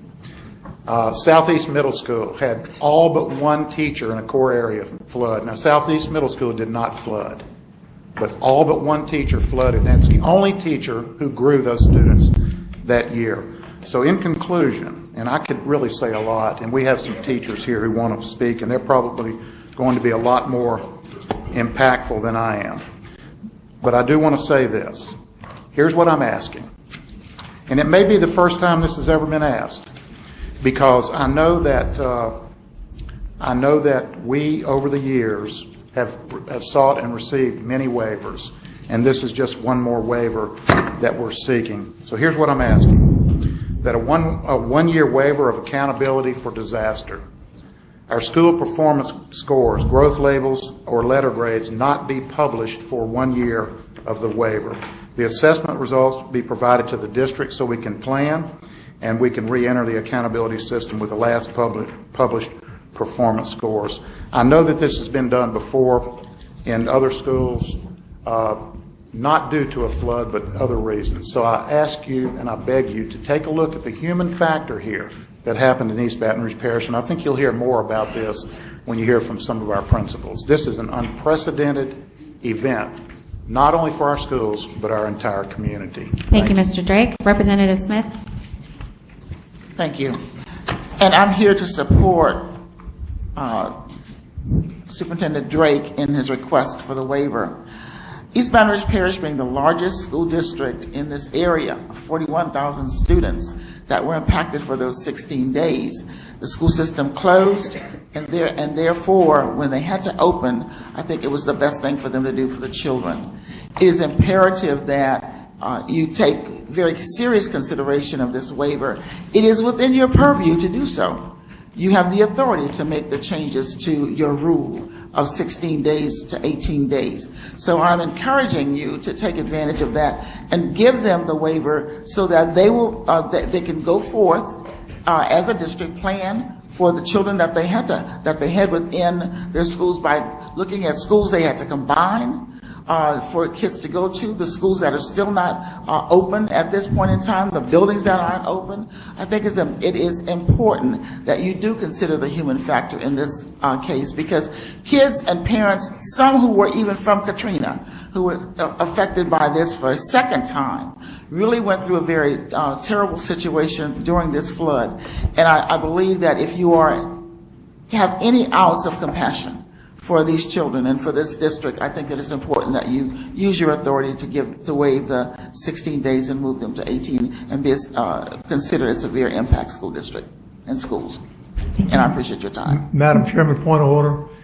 Are we going to wait till the end to ask questions? Yes, sir. If you have we've had 3 people speak. If you have questions of one of them, if you want to let me know, I'll take note, and then it also puts them on notice to stay in the audience. We have a number of people from EBR. I imagine some questions will be answered in that process.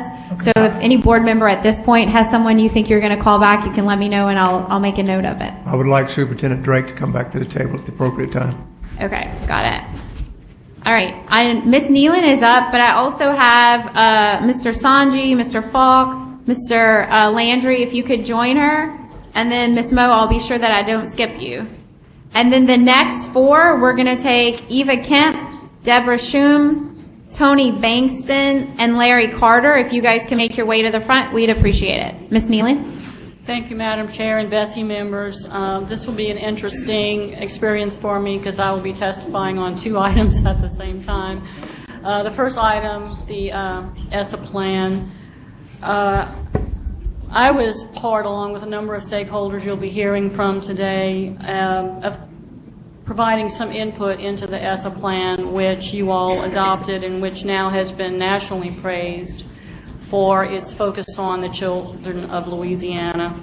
We felt like it was a good, solid plan, and one aspect of it that I really appreciated was the elimination of hold harmless and curving, so that parents and taxpayers especially could get a really good read on where the students of Louisiana were truly performing, because how do you know where you need to go if you don't really know where you are?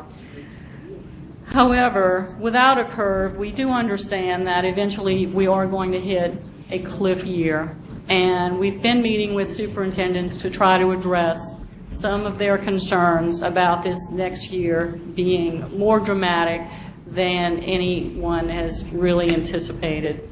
And we hope to reach some kind of agreement. However, that has not taken place, and unfortunately, I have to say that the 4-point plan that they are presenting today, we do not believe is a solution, at least not for students and taxpayers, and respectfully request you to reject that plan. Regarding the East Baton Rouge request, there was legislation introduced this past session, one similar to what the request is today, to basically exempt an entire school district from a school performance score, and it was defeated. And then other legislation which allowed discretion for schools that were destroyed by the floodwaters and giving them some regard and some flexibility, which we had no problem with. And the author of that bill said that, or pledged to us, that if it ever went beyond that, he would pull the bill himself. Districts that were virtually destroyed by the flood are not here asking what this district is asking, and I would just request that you keep that in mind as you discuss this request. Thank you for your time. Thank you. Mr. Sanji. Thank you, Dr. Bophy. Members of the board. First of all, my name is Donald Sanji. I'm the Education Policy Advisor to Governor Edwards. And on behalf of Governor Edwards, I'd like to first of all thank you all for your service to the state. It's a very difficult job, time-consuming job. You do a lot of things that are not always the most pleasant thing to do, but it's very important, and you serve the state very well, so he thanks you for your service to our children in the state.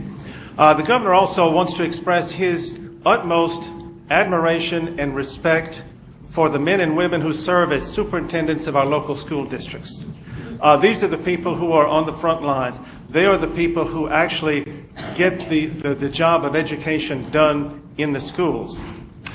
They and their staffs have, their staffs, their principals, teachers are the ones responsible for the gains that we have accomplished over the years because of the work that they have done. You and your predecessors establish accountability.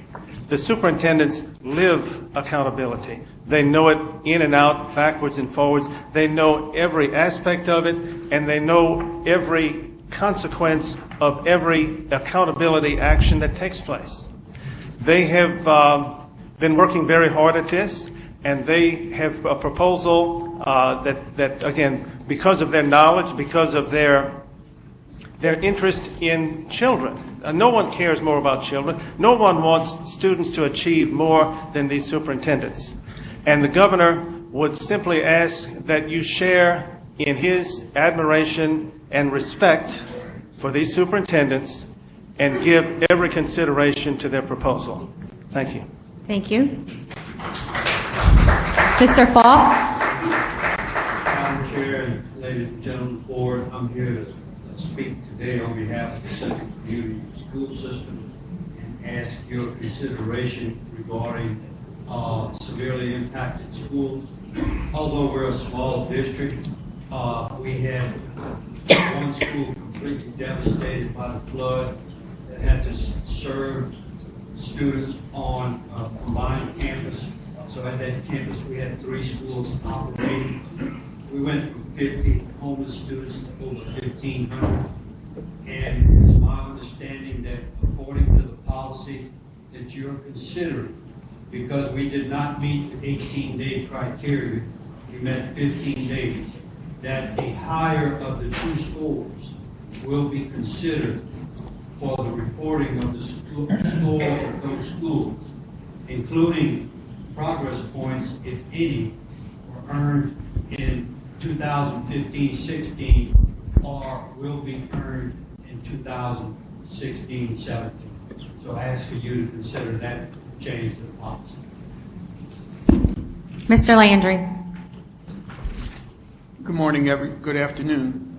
Thank you for your service to our students and our families, and thank you for the consideration you gave to the letter that we, myself and two co-authors, sent to you earlier last week.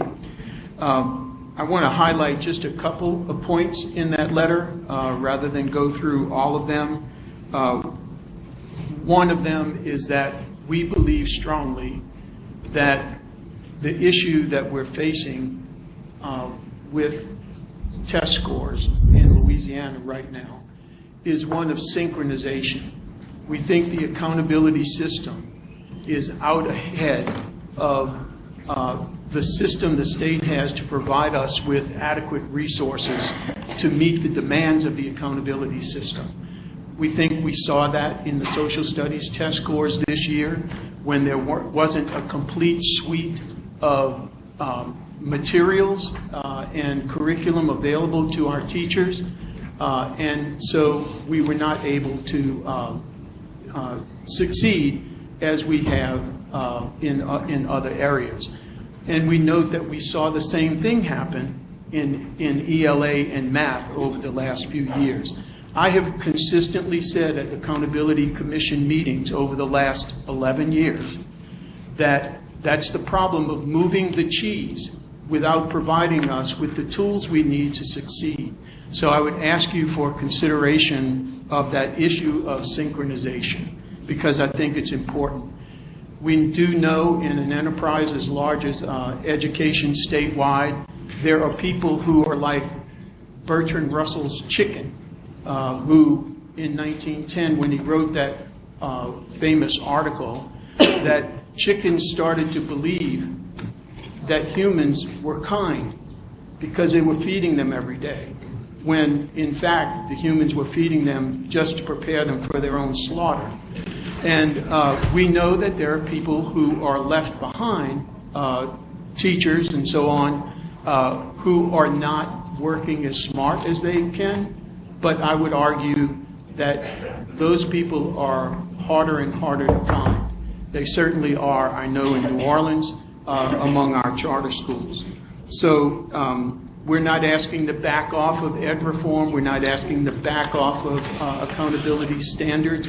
We are asking for this consideration, though, that if we are to work positively and effectively with our students, you can't do that unless you work supportively for teachers, and that's not happening. Thank you. Ms. Moe? Debbie Moe, representing the Louisiana Association of Educators.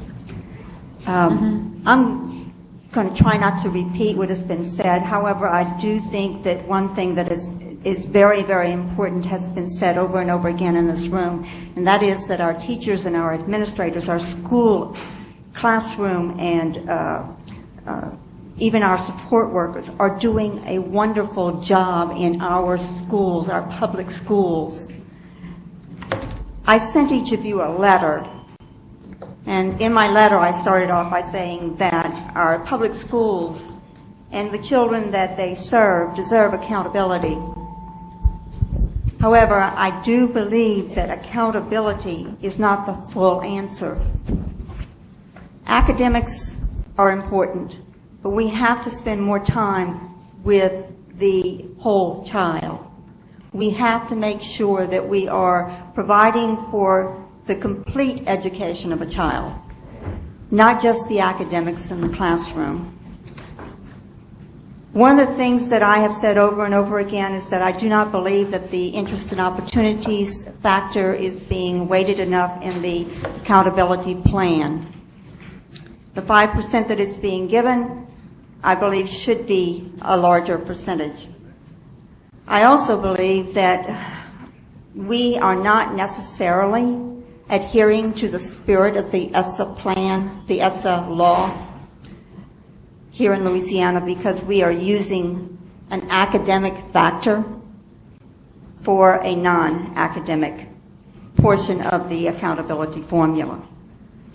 I do know that we are in the process of putting together those work groups that are going to be working on that particular section of the accountability plan, but I do believe that we could have used another factor other than an academic factor. In Louisiana, I really do believe, and this is my opinion, that we are not adhering to the spirit of the ESSA law. Here in Louisiana, we're actually trying to spell ESSA with the letters NCLB. This plan does not look a whole lot different than what we had previously, other than the growth factor. And there's a little bit of an effort toward the non-academic factor. However, I do believe that we can do better here in Louisiana. We need to make sure that we are taking care of the whole child and not just the academics. Thank you. So members, I had someone ask that Mr. Bromley stay around. Mr. Bromley, please don't go anywhere. And is there anyone else that you would like to notify that you may have questions later? Ms. Edmonston? Yes, Ms. Nyland, and also Superintendent Fogg. I don't know, I think I saw him leave, but... Okay. I think he's got some friends in the room, can make sure he sticks around. Okay. Okay. You have mine over. Yes, I have yours written down. So, Ms. Bankston? Yes. Oh, isn't it nice when it works? I'm going to go ahead and call 4 more. Sheila Jackson, David Clayton, Sarah Amajola, and Krista Bordelon-Leon. All right, Ms. Bankston, thank you. Thank you. I'm Toni Bankston. I'm the Executive Director of the Baton Rouge Children's Advocacy Center. I'm here to speak in support of Superintendent Drake's request for a waiver of accountability. Our area at the Baton Rouge Children's Advocacy Center is to address trauma in children, all kinds of trauma from community violence, disaster, and this last year has been an exceptional year for Baton Rouge. When I think about waivers, what I think about is exceptions. And so my hope today is in speaking is to really reinforce from my expertise in working in the field of trauma my entire career why this time in our life with our children is an exceptional time for Baton Rouge and why it's the most appropriate time for exceptions to be made. Last year in Baton Rouge, as Superintendent Drake spoke about, we did have an unprecedented disaster. But actually in our community, we had layers of trauma upon other layers of trauma. There was an uptick in community violence that we saw. There was some unrest that happened in our community. And all of our children were witnessing these effects. And this is something that's stated in the literature. It's known as population-wide trauma. And what we know about population-wide trauma is that there's a ripple effect in the community. Whether a school was directly impacted by the flood or not, in the long term becomes irrelevant because everyone is impacted by the effect of a population-wide disaster. The resilience science, the science that tells us about who bounces back in the aftermath of trauma, is actually a fairly new area of study. But what we do know is that children who are given the opportunity to return to a routine, who are given the opportunity to return to those supportive relationships that they've known all their life, that those children tend to do better than the ones who are not given that opportunity. I think that our school district was actually very accountable in the fact that they took heroic measures to get kids back into school 16 days after a huge, not a disaster, a catastrophe. They got those kids back in school. To me, that was the ultimate act of accountability because in many ways, what we know, population-wide disaster, the effects are long-term, not weeks, not months, but years. And the effect of getting them back into school right away actually probably offset some of those harmful effects that we know that would happen. So I ask you to consider this year as a very exceptional year for our students and our community, and for that we should consider a waiver. Thank you. Ms. Kemp? Hi there again. Eva Kemp with Democrats for Education Reform. Thank you for allowing me to speak to you all today. Over the last few months, since the U.S. Department of Education has approved Louisiana's ESSA plan, and since the LDOE has proposed policy revisions regarding that plan to you in August, DFER has been part of several conversations around those new policies and what they look like in practice. I remain to be encouraged by the commitment of stakeholders to student outcomes, especially on the part of the Department of Education and Superintendent White, as well as school leaders and district leaders across the state. As I said to you in April, in order to continually improve student outcomes, we must act now and continue to raise the bar. You have heard and will probably continue to hear that this plan and these policy revisions will harm districts and their leaders, and that it leaves out details or that more discussion is warranted. DFER and our partners have met with several individuals that either represent organizations or districts across the state, and it's been a pleasure to work with all of them. We've potentially tried to work through issues, but today I feel confident in telling you that the policy revisions brought to you today by the department have been analyzed and discussed thoroughly, and I believe they will indeed be beneficial to students as we continue to ensure that they are learning at high levels and preparing for life. Earlier this year, you all committed to an honest plan for students and their families, one that ensures that our students continue to improve and moreover are prepared for college, the workforce, and beyond. So today, I simply ask that you consider whether this proposed 4-point plan will continue towards that goal of honesty, transparency, and equity for all students, or rather help adults meet their bottom line. I thank you, though, for your ongoing commitment to our students and your overall effort to move this plan forward. Thank you. Thank you. Ms. Shum? Thank you so much. I just want to say that the most important reason we are here is for the students and to make sure that Louisiana students have the best opportunities available as much as anybody anywhere. But I also want to say that the most important piece is understanding that there is no principal and there is no teacher that walks into a building without giving their heart and soul to make sure that every student in their group will be able to meet the highest standards of mastery and above. But I want to talk for a minute about why I believe the 4-point plan that the superintendents presented is the most rational plan that we have in front of us. It's because the difference that happens between when somebody creates a policy and when somebody implements a policy is what happens in the building. And if you will remember, several years ago when we were trying to implement Common Core, there was this rush to hurry up and get it out, make sure that it was going to be there, and then we had to backtrack. And what I would like to propose to you today, you have the opportunity to make the difference felt across the state for every student and child in Louisiana schools. Because it is the teacher that stands in front of them, it is the principal that is in charge of the building that they see every day. And if those people are so overwhelmed because they have been given levels that they have to reach in 1 year that they realize is probably not going to be able to happen at that quick pace, that they will be the ones who are not as giving in their emotions because they are stressed and overwhelmed. And I say that because I visit schools. I see that people are they're wearing their hearts out to try to do what is good for kids in the building. But they are given so many guidelines about what numbers they have to reach that sometimes it takes a toll on their overall effectiveness in the classroom.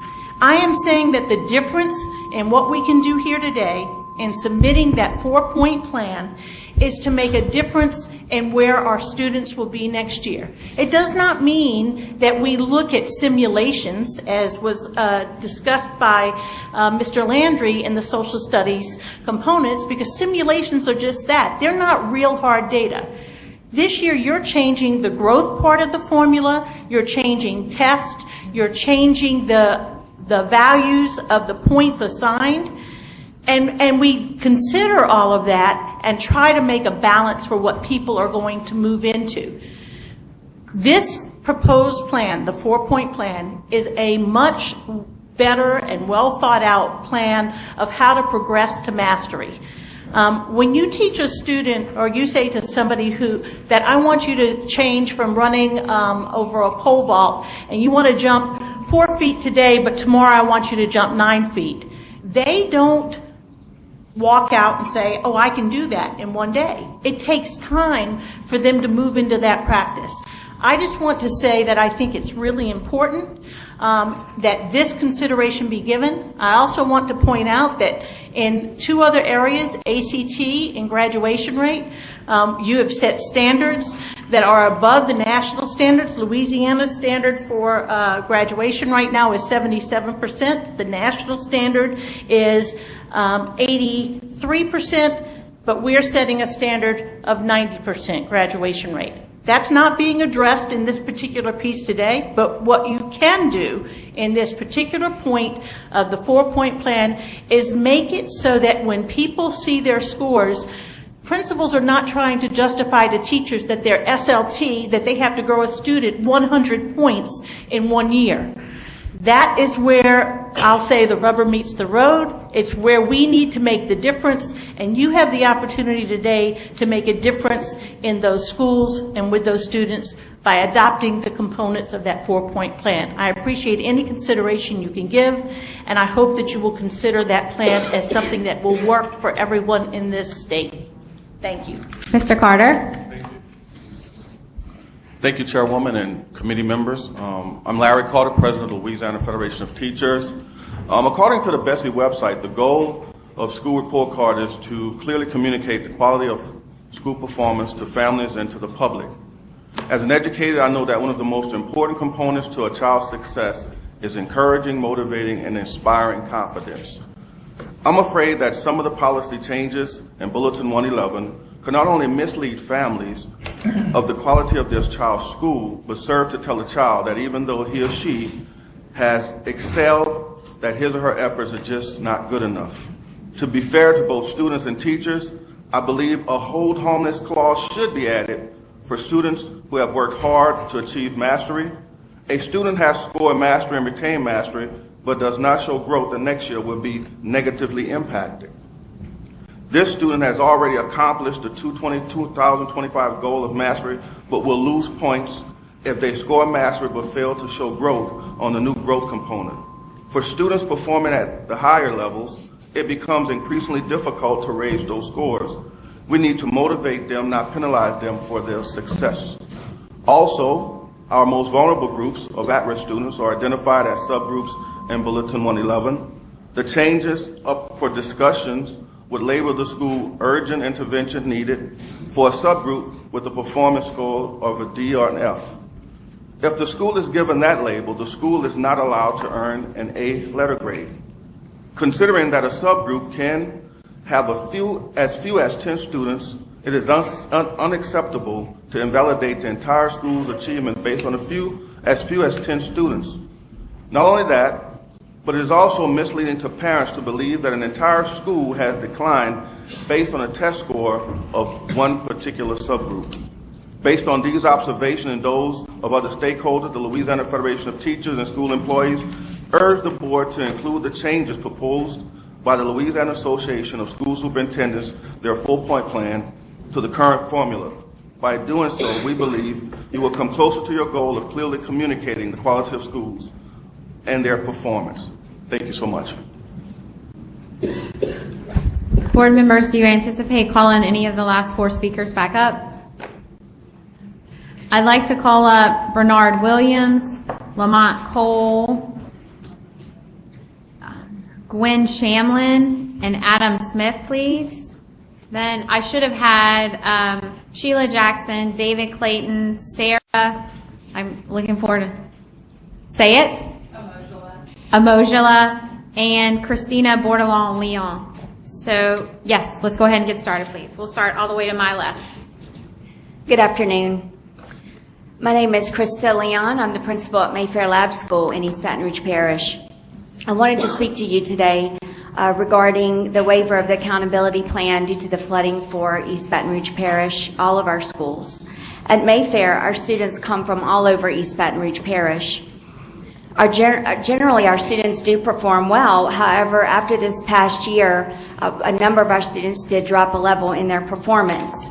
There's no doubt in my mind or the minds of our teachers that the flooding had a major impact on the decline of our students' performance. Why? Because our focus this past year was on rebuilding the lives of our students, our teachers, and our community. Our school building itself did not flood. See, our school year, it started off fantastic, and then the flood happened.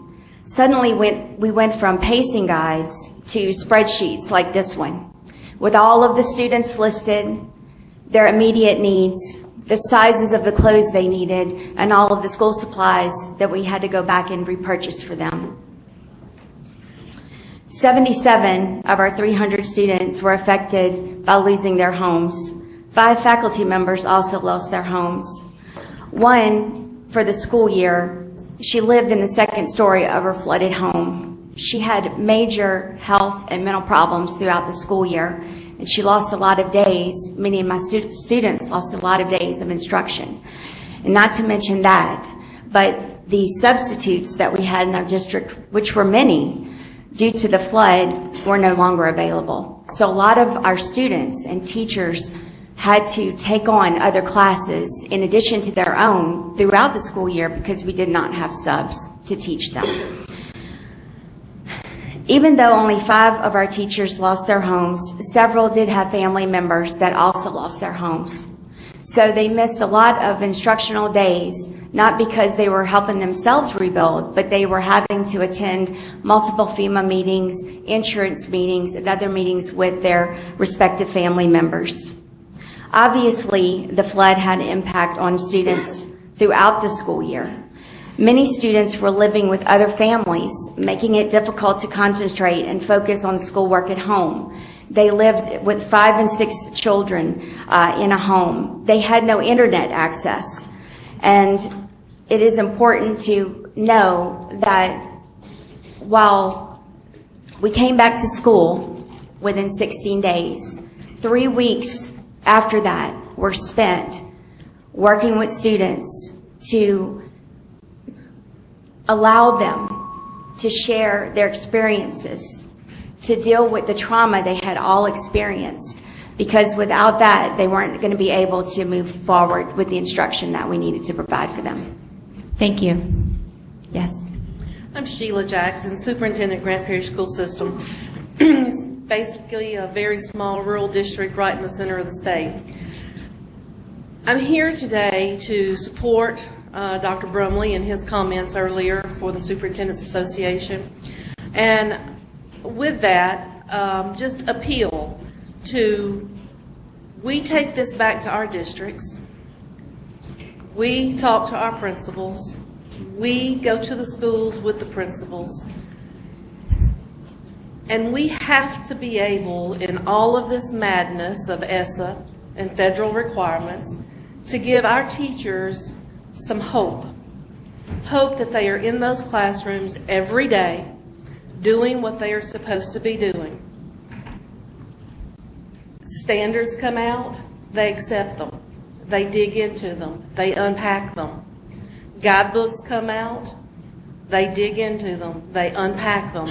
They implement strategies. The number of hours that teachers and administrators this summer and the beginning of this school year alone have spent in Eureka training. They have spent with science. They've spent looking at the new with social studies and poring over scores. They are the people we're talking about today.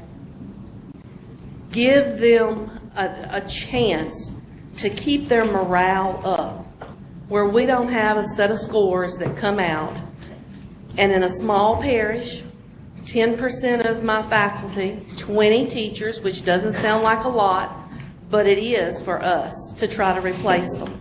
These are certified people who've already said, why do I want to keep doing this when every time I turn around, there's one more slap in my face that I'm not doing a good job. The results from this year that indicate, so this past year, that indicated that Grant Parish is a B district. I have no F schools. I have one school that is a D that I have asked everyone, including State Department officials, what to do.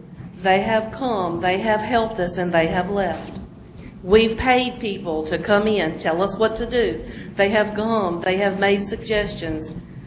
But it is the teachers and that principal and the district that are there with them day in, day out, supporting them. Please honor the 4-point plan that gives us an opportunity to just try to catch up and keep up as this ESSA unfolds and eventually becomes what we all want it to be in 2025. So on behalf of my families, my students, my teachers, my administrators, and the place that I love, that I was born, raised, and continue to be a part of, can have an opportunity to still show that it is a good place to send your kids.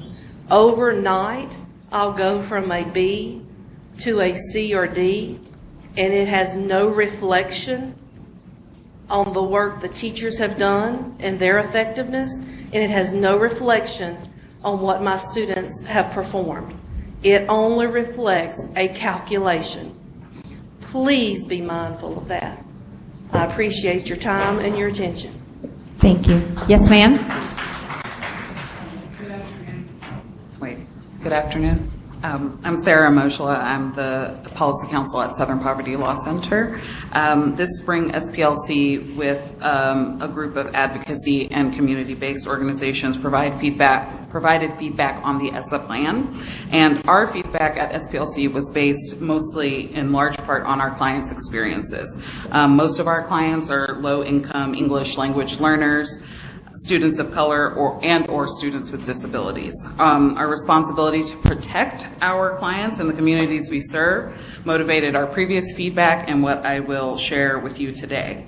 I want to reiterate the importance of accountability in improving the achievement of Louisiana students and ensuring that students are college and career ready when they graduate. We have two main recommendations: to implement a straightforward performance rating scale for all Louisiana schools, and to ensure that school grades accurately reflect student achievement.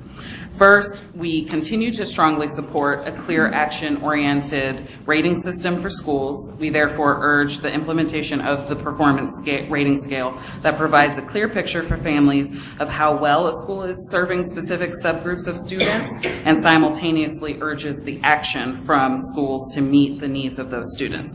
It's absolutely important for parents and community members to be able to tell how well certain schools are serving each subgroup of students in their school. The previous rating system that we recommended basically would attribute letter grades to excellent achievement. So an A would be excellent and would encourage a school to continue its action. B, good, continue action. C, fair, needs improvement. D, poor, urgent intervention needed. F, unacceptable, urgent intervention required, to spur action from school leaders. We think this scale makes it clear to all stakeholders where schools should increase and improve efforts and where they're doing well, and incentivizes schools to swiftly respond where the needs have been identified. To make these rates meaningful, we strongly suggest that a school cannot be an A overall if it's received the equivalent of a D in any of the subgroups for 2 consecutive years, or it's received the equivalent of an F for any of the subgroups in the evaluated year. We believe this standard can be implemented effectively while also taking into account small subgroup populations. Secondly, we believe that one of the main goals of ESSA is to meaningfully improve student achievement, and at SPLC we've worked with families who believe that just because their students attended A or B schools and their schools demonstrated student growth that they were college ready. Unfortunately, in spite of those ratings, students from highly rated schools were in fact not college or career ready, who were our clients, and were unable to succeed in college and eventually dropped out. Therefore, we reiterate our position that points assigned for basics should reflect average achievement or a C grade. Otherwise, we would be lowering expectations for students. I appreciate your consideration. Thank you.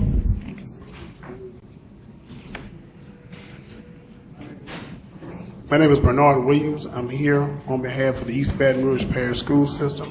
I'm the principal at Glen Oaks Park Elementary, and I'm here today to tell you that I lived through the flood because I was there firsthand, and my school lost everything, and we lost totally all the content.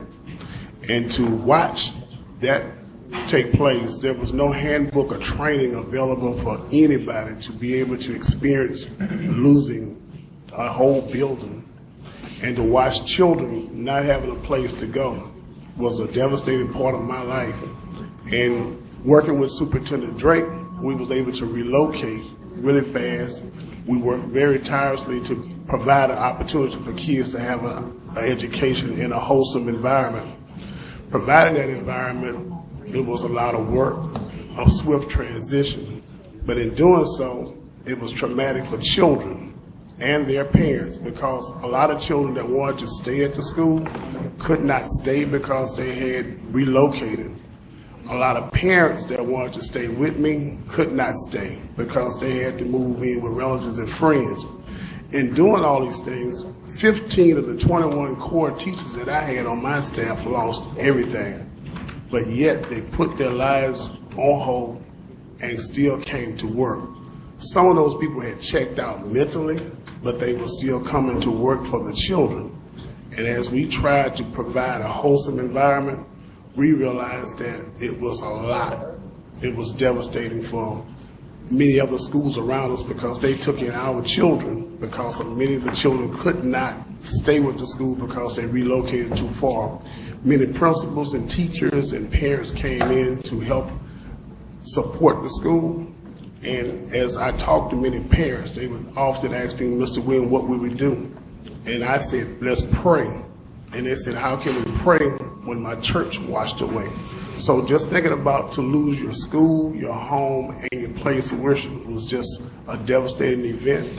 It will probably take me more than 3 hours to talk about, but I would just want to let you know that the waiver that we need today is something that would benefit our children throughout the district, not just my school that lost everything, but those schools had to take in those children that had to move from my school. And as I talk about it, it's very passionate, and I know that we have an opportunity to make things right. Thank you. Thank you.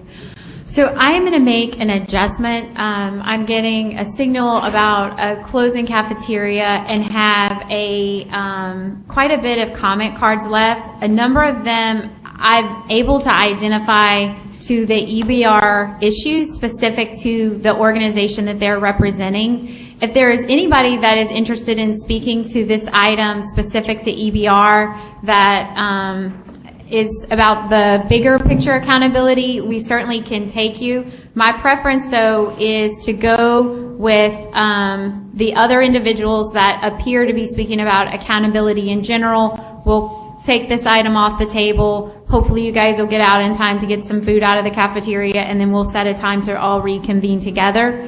Doing that, I would need Ted James, Linda Johnson, if she's about accountability overall or just about EBR, Carrie Monica, and Erica McConduit. If there's anybody else that has a comment card in that was about the overall accountability issue, I need you to notify me now. You can raise your hand and I can call you up. I did have David Clayton to speak with Jackson Parish. Are one of you David Clayton? No. Claxton, sorry. Yeah. No, I think it's me. Can I ask you gentlemen to come back after lunch? Sure. Thank you. I'm sorry about this. Yes. For the others that I called, if there's seats at the table, come up. We're going to give you your time, but we're also trying to get you guys out to the cafeteria.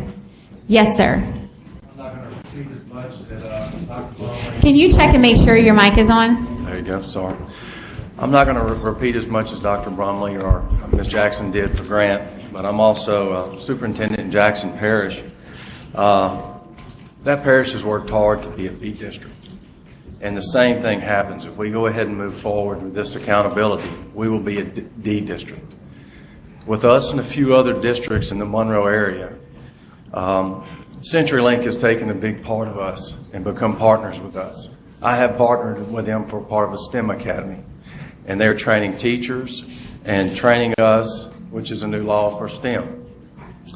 At that point, there's a new CEO from Denver, and we've been lucky enough that the CEO at CenturyLink has been from Louisiana.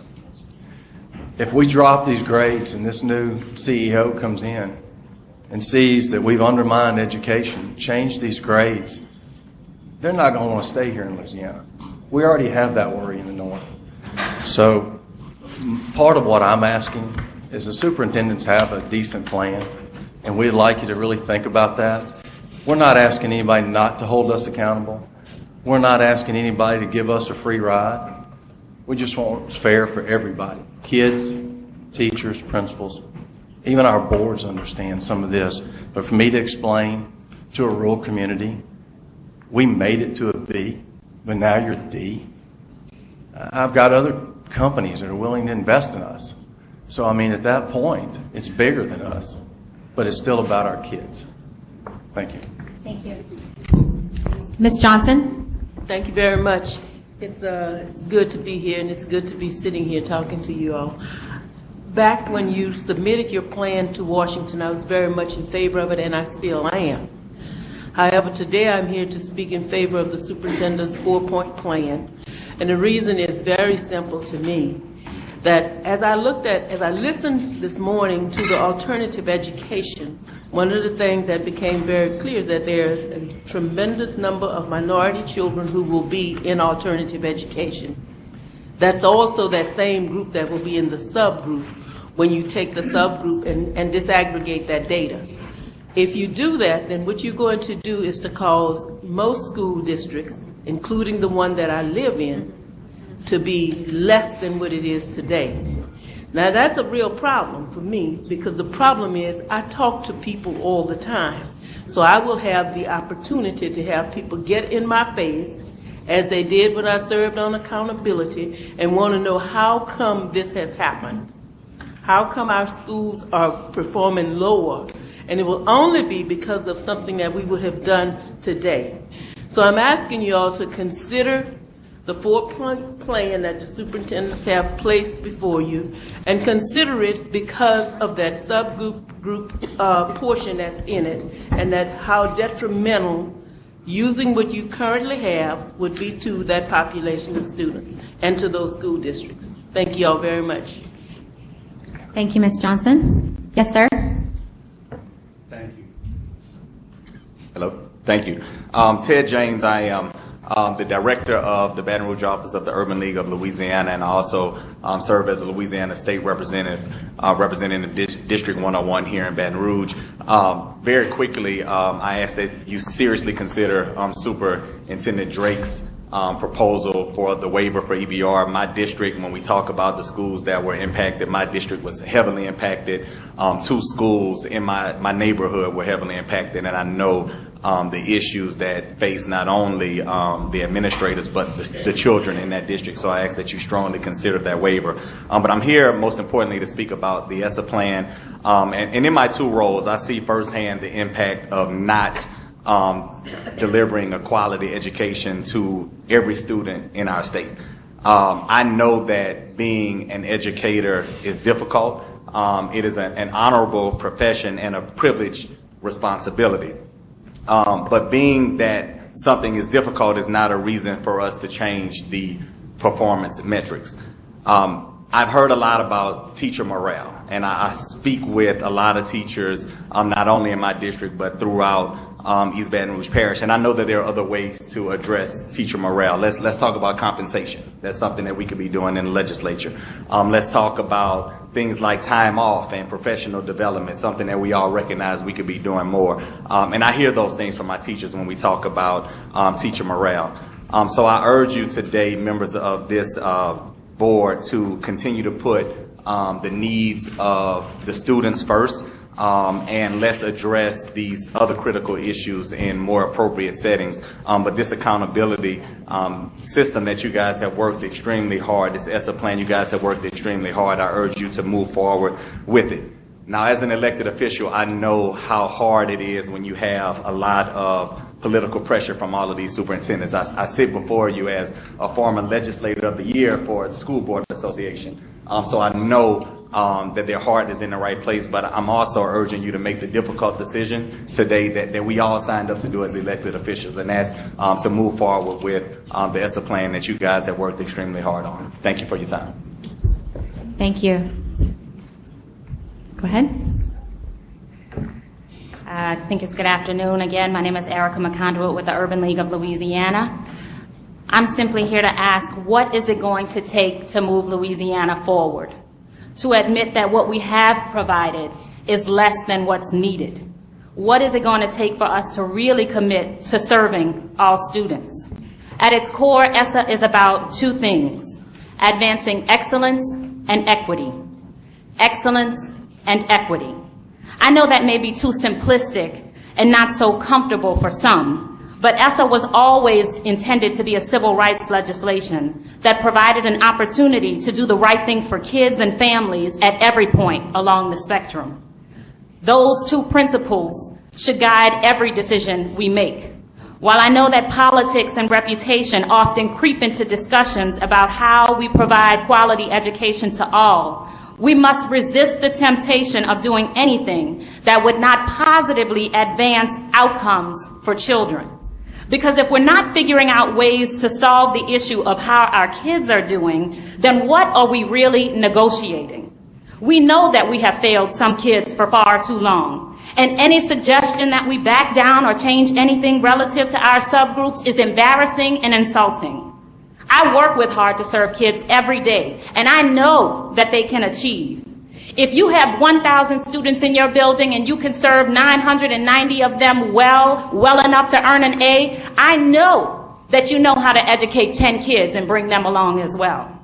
The reality is we can play with our accountability numbers all day, and I'm told that educators will feel more motivated and that the community will feel more dignity in BASIC. But how about the children? What's fascinating is that we speak of setting high expectations for kids and letting them strive to achieve them.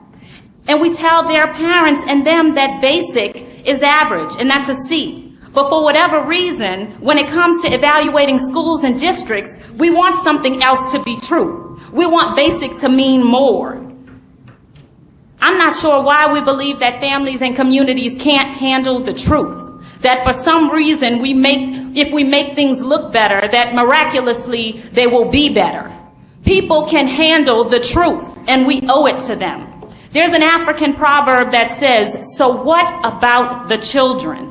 And today I ask you, leaders, so what about the children? If we aren't talking about changes that move the needle forward for our children, then what are we really debating? Change is difficult. But we have a plan and we have resources to support our plan. Leadership is difficult, and sometimes it requires you taking a stand for what is morally right and legally mandated. Compromise is not always possible. It's about being able to stand up for values and not just politics. It's your duty, BESE members, to do what is in the best interest of our children. That should not be difficult. It is your decision, and it is one that you should feel proud of. Thank you. Thank you. Ms. Monica? Thank you. Carrie Monica, Stand for Children, Louisiana. I will be brief. I just want to thank everyone here today for giving us an opportunity, I guess, to discuss this again. However, I feel it's a conversation that we've already had. I feel like earlier in the spring, you all worked very, very hard and took some really courageous moves to put a plan in place that sent a signal about what the things are that we value in Louisiana. I'm asking you today to not go back on that plan or back on the things that we value. We worked really, really hard to do things like remove the curve, to take away hold harmless policies, for the purpose of getting to an honest and transparent system where parents could really see how schools were doing for their kids, for the purpose of being able to help their students and support them and get them where they want them to go. I believe that the power in ESSA is really about honesty and transparency for the purpose of creating equity. I'm asking you today to stick with the stake that you all put in the ground many months ago, because it was the right stake to place, and it's time to leave it and move forward. Thank you. Thank you. That concludes the public testimony specific to the overall accountability. There were a few of you who were named that board members have questions of. So I'd ask that those of you who are in that position stick around. For others, I just want to make you aware that the cafeteria closes at 2. I know this is probably the most important time of the meeting for you today, but I also don't want people thinking that they're waiting around to give public comment if they're not. With that, I thought they closed at 2. What time does the cafeteria close? At 1:30? Okay. I bet if you're in line, you can get food. How's that? It usually works that way. Okay. Madam Chair? Yes, Mr. Davis. We have a motion on the floor, but I'd like to recommend some changes through an amendment to that motion. An amendment to the motion? Yes, sir. So, wait, let me make sure the staff is ready. Yeah, we need. Yeah, we had an emotion on the floor so that we could start this discussion. Do you guys remember who made the motion and seconded it to start the discussion? I thought that's what we were discussing. We had. I don't know who made the motion. So you guys let me have how much of testimony without a motion on the floor? Like almost all. Okay. So, Mr. Davis, would you like to make him? You guys read the first part of the 111. We would have to go back and see who made the motion. Okay. So you can go back and see who made the motion. It wasn't Mr. Davis. I know that. Okay. Mr. Davis, go ahead. You want to amend it? So I have recommendations with the following changes here for Bulletin 111. For the purpose of calculating the K-8 assessments and the 912 assessment index on the LEAP and on the LEAP 2025 assessments, I'm recommending a score of basic to earn 80 index points. That same adjustment should be made for the LEAP Connect assessment. Additionally, for the purpose of calculating an elementary and middle school progress index or high school progress index, students scoring mastery in the current year shall be awarded up to 150 points, but no fewer than 85 points in the progress index. That would include students who score in the 1st through the 39th percentiles of VAM.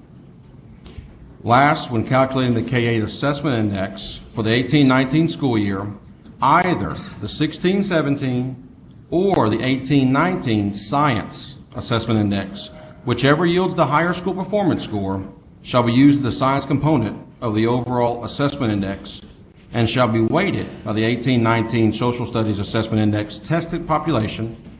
That would limit impact of population changes from prior years. That's the extent of my amendment. If I can get a second, I'll take a moment to...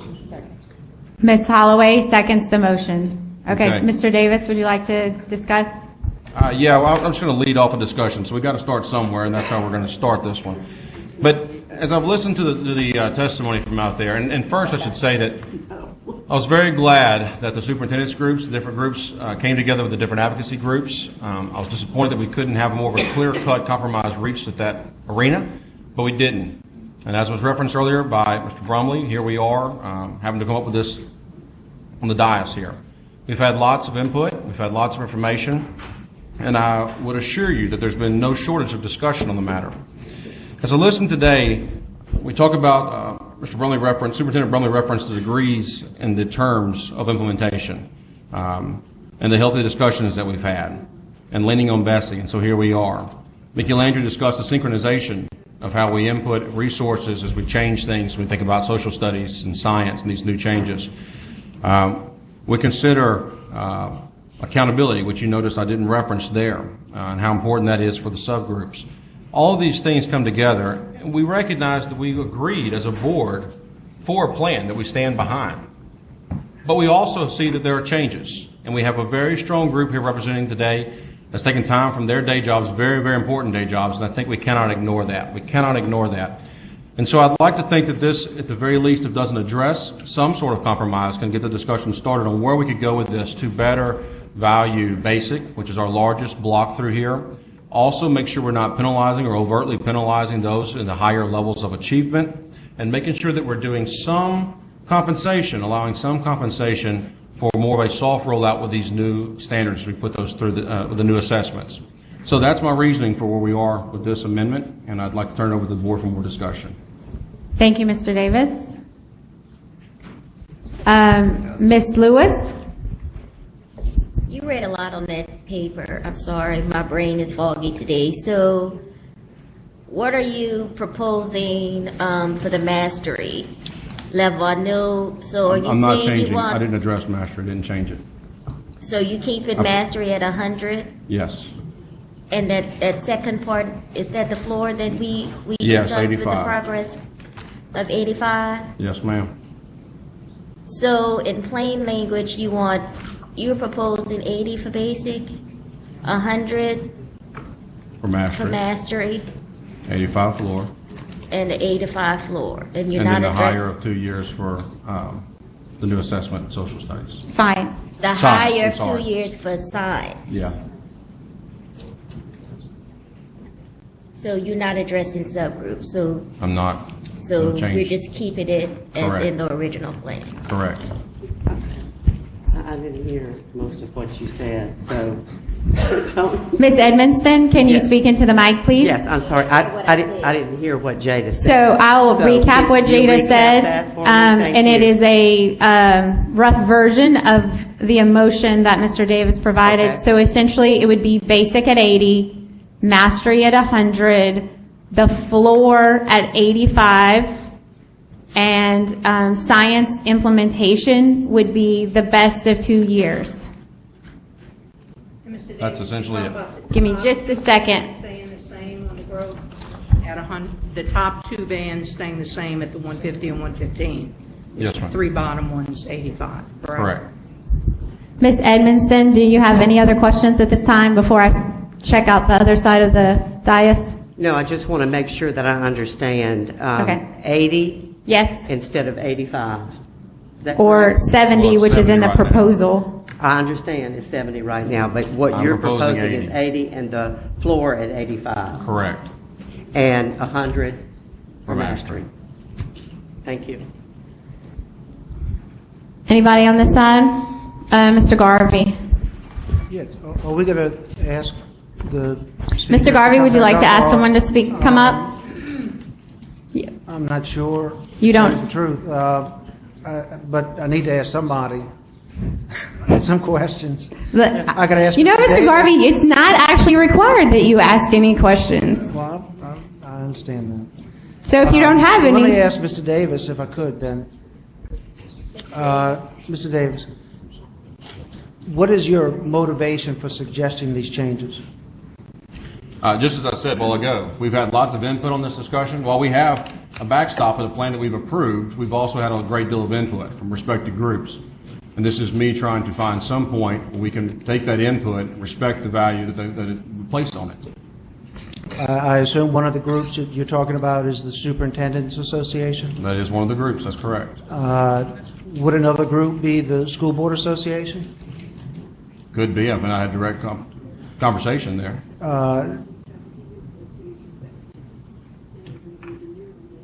Do you think that these changes are going to make the superintendents happier? You know, for some it may, and It's a for some trap. it may not. You know what? I'm reaching out here in the middle, and we're going to see. I'm very well aware that as I look at this audience, there's some folks who are fuming at me right now, and some folks who are very happy. I don't know what that ratio is, but I'm putting something out there for us to discuss further and see where we want to go. We'll have a vote to go one way or the other with it. But part of your motivation is to try to make the people in the audience happy. My point is if it comes to pass that over the next year, or 2 years, that it becomes clear that the concessions that we're making today do not make the superintendents happy and do not make the school boards happy, and they go to the legislature to try to overrule and go beyond what we're doing today, would you feel like what you did today was unsuccessful? I can't speak for what may or may not happen, but what I can say is what I put out here today is what I feel comfortable that maintains my North Star of doing what's best for the children, but also recognizing that this group of folks over here, these superintendents, are the ones who are going to make this happen or not. And I don't want us to disregard their input, whether it matches entirely or not. I don't think that we should entirely disrespect that. I can't agree with everything that's been put forth in the 4 points, very frank with that, but this is where I can stand. Well, what I would like to put forth for future consideration is that if it turns out that the superintendents and the school boards are not happy with this and do go to the legislature to attempt to overrule and go beyond what we're going today, I will come to you and ask you to undo these concessions that you're proposing today, and that we go back to where we were before. Because if these concessions are not achieving the hope of bringing satisfaction to these groups, then I don't think we ought to be doing it. We'll certainly have discussions as merited. Thank you. Well, I want to make a quick comment. Yes, Ms. Lewis, I need you to pull your mic close so Ms. Edmondson can hear you. A quick comment to that point. I mean, we've been having accountability since 1999. And the point values, I mean, we've changed it, the legislature have changed it. I mean, it's been all over the place. And so we know anybody can go to the legislature and change at any time. But I think as a board, we need to try to come to some kind of consensus on what we can live with the environment that we have, and whether or not they contest, whether or not it changes next year, in 2 years, in 3 years. The only thing that we do know in Louisiana that accountability does change. Basic in 1999 is not the same level as basic today. I mean, it's been a moving target for almost 20 years. And so for us to think that it's not going to change, I think it's really kind of crazy. And so I think, I'm with Tony. We need to make the best decision with the information that we have now. A year from now, Jessica and her team can run the simulations, run the data. If we didn't make the right decision, we can change it again, like it's been done for several years. And so I just think this is a starting point of discussion on where the board wants to go. We can keep it at the current plan. We can go with Tony's compromise. I mean, it's up to the board. Ms. Boche? Okay, I guess I've been involved in so many discussions on so many parts of this plan for so many months and so many years. I've been in education now 46 years, working in the K-12 arena. And I think, when Ms. Lewis talks about this originated in 1999, I mean, really go back much further than that in terms of local accountability, in terms of plans that have been advanced over the course of all of these years. I do know one thing about the people sitting in this room, especially the superintendents. Every one of those people, including myself, believes in higher standards for kids. We believe in helping children to achieve the best possible version of themselves that exists. If we did not believe that, we would not be sitting here today, nor would we be giving our lives and careers to this effort. No one is talking about lowering standards. As Ms. Lewis said, what was basic in 1999 is not basic today. I would venture to say that the rigor of our tests have increased. If you look at Mr. Landry's letter to the board, he outlined in 2 pages a matrix of all the different, a flow chart of all the different changes over the years, and how every year something changes. We have never been in a situation where we feel we have had continuity, time for implementation, reasonable time for implementation, all of the resources available, and a platform in which we could, over the course of 2 or 3 years, get a successful implementation of something, because it keeps changing and targets keep changing. So the request is not to lower standards. It is not to change the standards in the ESSA plan. The standard is still set and the goal is still set for mastery. All the request is to evaluate some of the components as we're moving toward that mastery in a little bit different way, with a couple of different numbers. And when you do the mathematics and you apply it in a much more reasonable approach, so that you do not have a drastic difference one day to the next. So you're not telling a child, a faculty, a community that what was on level today is not on level tomorrow, even though the achievement is not just the same, but much higher. So when you talk to educators who are in this day in and day out, the teachers, you talk to the principals, we get the same response. Could y'all slow down? Could you get the resources that are necessary for proper implementation together before we implement? Instead of flying the plane, or whatever that metaphor is, as you're working as it's flying in the sky, I can't even remember what it is. But the point being is we need some stability, we need some stakeholder input. You talk to the communities. I speak to chambers of commerce, economic development groups across the whole metro New Orleans area. Our local chambers are behind this.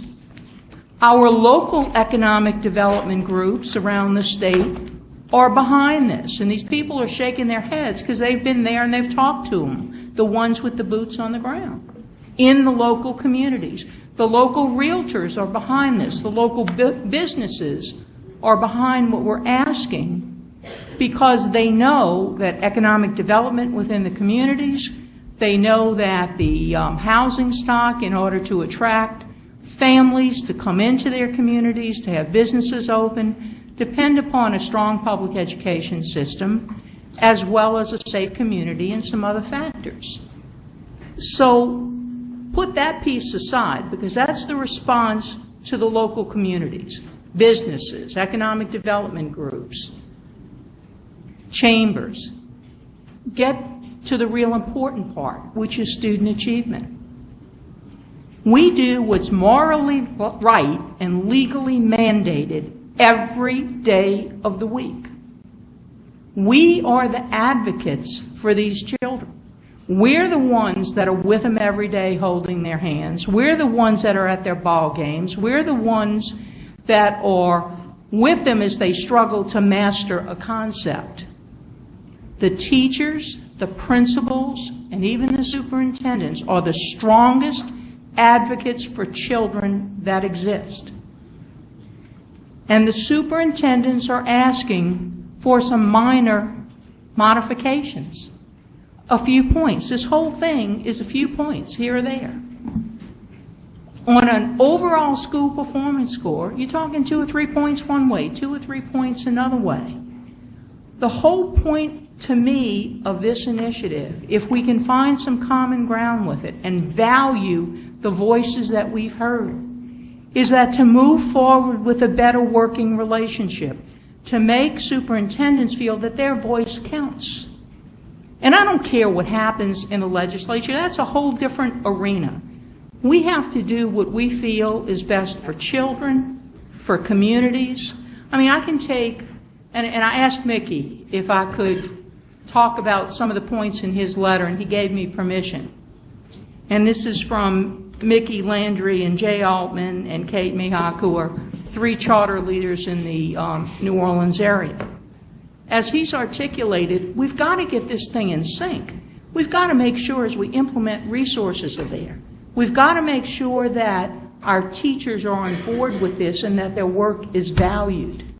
He talks about a real reduction of testing. I mean, I don't want to get into all these points maybe that are not germane to today's discussion, but really need to be discussed as we move forward. You've got a 3rd grade social studies test that makes kids sick. You've got, as he puts it, true testing fatigue for these kids. Testing fatigue is real, especially for young children. 64-page social studies test for an 8-year-old. And the complexity with which it is done, in conjunction with an entire week of testing in other areas. These are things that we do need to look at, things that we need to address. He states over the last few years we've become increasingly concerned that the way in which we are raising standards has potential to undermine the ultimate goals of providing all students with a better education. This is an issue around which many traditional school leaders and charter school leaders are kind of coming together. We've got the principals asking us to support something a little bit better than what's being proposed here. We're having not only the superintendents, the principals, the special ed directors have sent a letter requesting that. We've got some charter leaders who are asking us to do this. These are the people in the trenches. I don't understand why we can't listen. And this is something that is good for our communities. We all want high standards and increased student achievement. But we've got to work through a pathway to get us there that is not going to negatively impact the work that we are doing. And we've got to get our teachers and our people on the ground to buy into this. So I'm just going to ask and for a slight modification of Mr. Davis's motion. I'm going to put this on the floor as a substitute, that we have basic at 80, mastery at 110, the growth, the mastery to mastery, advanced to mastery growth, those bottom 3 bands, to be the floor of 85. And then, of course, the science, the higher of the 2, that's already in the plan. That's what I'm asking this board, and I'm making that substitute motion. I'm asking for 80, 110, a floor of 85. I think if we can get that there is a lot of room for us to begin to work together. This will be BESE's plan. This is an overture. Let's get the groups together to make this happen. So I'm begging you to consider that, and that's my motion, my substitute motion. So I have some board members that want to speak. I want to make sure that procedurally we stay in order, and so Mr. Davis. Just for clarification, mine is actually the substitute motion because Dr. Jones had put out. So what we need to do is take the, as an amendment, then. I couldn't hear. I'm sorry. Mine is technically the substitute motion, I was told, because Dr. Jones already had the motion out. So what we need to do is take an amendment to this. So your amendment would need to be worded as whatever difference between my motion. We would then, Madam Chairman, need to address that one. Before we it would go address up or your down motion. and then be back to what I put on the table. Right. What's the original motion? The original motion was the consideration of what was in your packets. Yeah, I just put that on the floor for discussion. We did that before we did all the public I comment. didn't It was think a we had long time ago. At the very start of the meeting. Dr. Jones, Dr. Jones That's why did we that. just clarifying. So we've got, Superintendent. I had an original motion, then I got a substitute motion. Ms. Voce is offering an amendment to the substitute. to the substitute motion. I heard a couple of seconds, and so I want to make sure I get that corrected. Mr. Rock, did you offer a second to Ms. Voce's amendment? Okay. So let's make sure we're articulating that, her amendment then. Right. So her amendment to what Mr. Davis offered would put mastery at 110 points. And everything else stay the same that he... But what we're going to vote on is your amendment first. Okay. We're voting on your amendment. Dr. Jones, I will let anybody that needs to speak before we take a vote on the amendment to speak. I just want to say here, I don't think the issue here is that anybody is disrespecting superintendents or that anyone is disregarding the other side of the position. I think what's actually at issue here is we've heard repeatedly from both sides of the thing, and I think that in my experience, neither side ever gets everything they want. But it may be I'm wrong. We'll know in just a few minutes, one way or the other. But here we try to balance the concerns of all the parties and do something that works in the favor of kids. This is not a change to the requirement for mastery. It is not a change to the standards at all. And it is not cast in concrete. It's not something that cannot be revisited at some time in the future. But the fact is, we can't sit here and go back and forth for months and months on end. It's time that we're going to have to make a decision. So I just want to make it clear that however somebody votes on this doesn't necessarily mean that they're taking one position's side or the other position's side.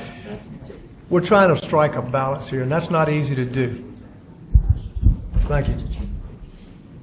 Ms. Orange-Jones, I know that you were interested in speaking. If it's not about this amendment, we can come back to you later, or you can speak now, whatever is your preference. No, I think it's just a brief clarification, Doris, for you. You know, it strikes me that the proposal being put forth on the table by Mr. Davis is in the same spirit with which you've so eloquently addressed some of the tensions and opportunities in the request being put forward. And so I want to just figure out what the distinction is and what the proposal is that's being put forward and what you're actually seeing. So when you talk about the 100 or the 110, can you just give voice to that particular piece? And that's really what we're talking about. Really, I think the proposal being put forward is a very compelling one. So help me understand what you're distinguishing. The goal that we're setting for children in our plan is to achieve the mastery level. And we want to value that level and celebrate that level. If we keep the 100, right now we get I hate to keep talking all these numbers, but right now we get 125 points for mastery. That's the way it exists this year. We're talking about dropping it to 100, which is a drop of 25. Then we're talking on the growth piece to look at the bottom three bands with a floor of 85. So if you have the 100, and which is 75% of a child's score, that's a 75. 75% of 100, 75. If you look at that 85 on the growth piece, 25% is what? 21 and a quarter.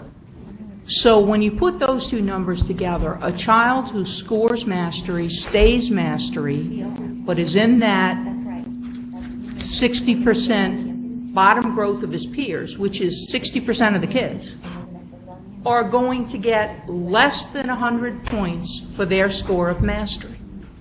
So we took a child who scored 125 in a school, if you want to talk about children or schools, and say we're going from 125 down to a 96 point something, whatever that number turns out to be. That's too large a drop. We've got to celebrate that mastery. The 100 is the lowest possible A we can give.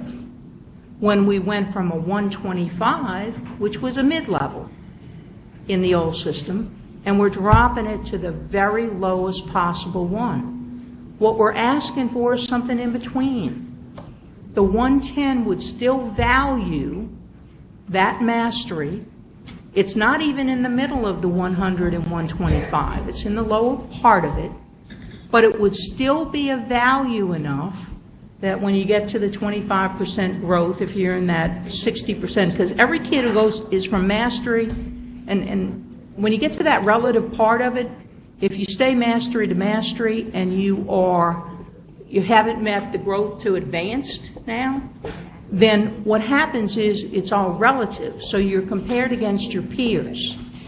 So if you're going to fall in the top 20% with your peers, you're going to get that high level, or the next 20%. But if you are even with the peers, that's an 85. If you're in the 40th percent of the peers, and then the bottom 20. So we're forcing this relative growth into bands of 20% within each peer group. It's not 20% of every kid in the state from unsat to advanced. It's within your peer group, you're being judged against the people who had similar scores to you and characteristics. So we're forcing those bottom bands of 20%, 20%. So I realize this is all getting into the weeds, but when you put it together, we live in the weeds. We live in I guess a formula or in a framework that has been set up where State Department sends us school calculators. They want us to put in what the results are so that we can have an idea and how we're tracking our data every day, which is good. But that's where we're living. We're living in that environment. So I'm begging you, I'm asking you to celebrate a child and a school that has achieved that mastery level with something a little bit more than the very lowest grade you can give them. Because that very lowest grade, A, that you're going to give them, is going to drop a little bit when that growth factor for 60% of them. So that's why we're so passionate about that. And God, Mickey, please forgive me, but you gave me, you told me I could quote your letter. He's asking for the same thing, the mastery of the 110. You've got your charter leaders, not all of them, because I've spoken with the leadership of their association, and they've got different opinions on it.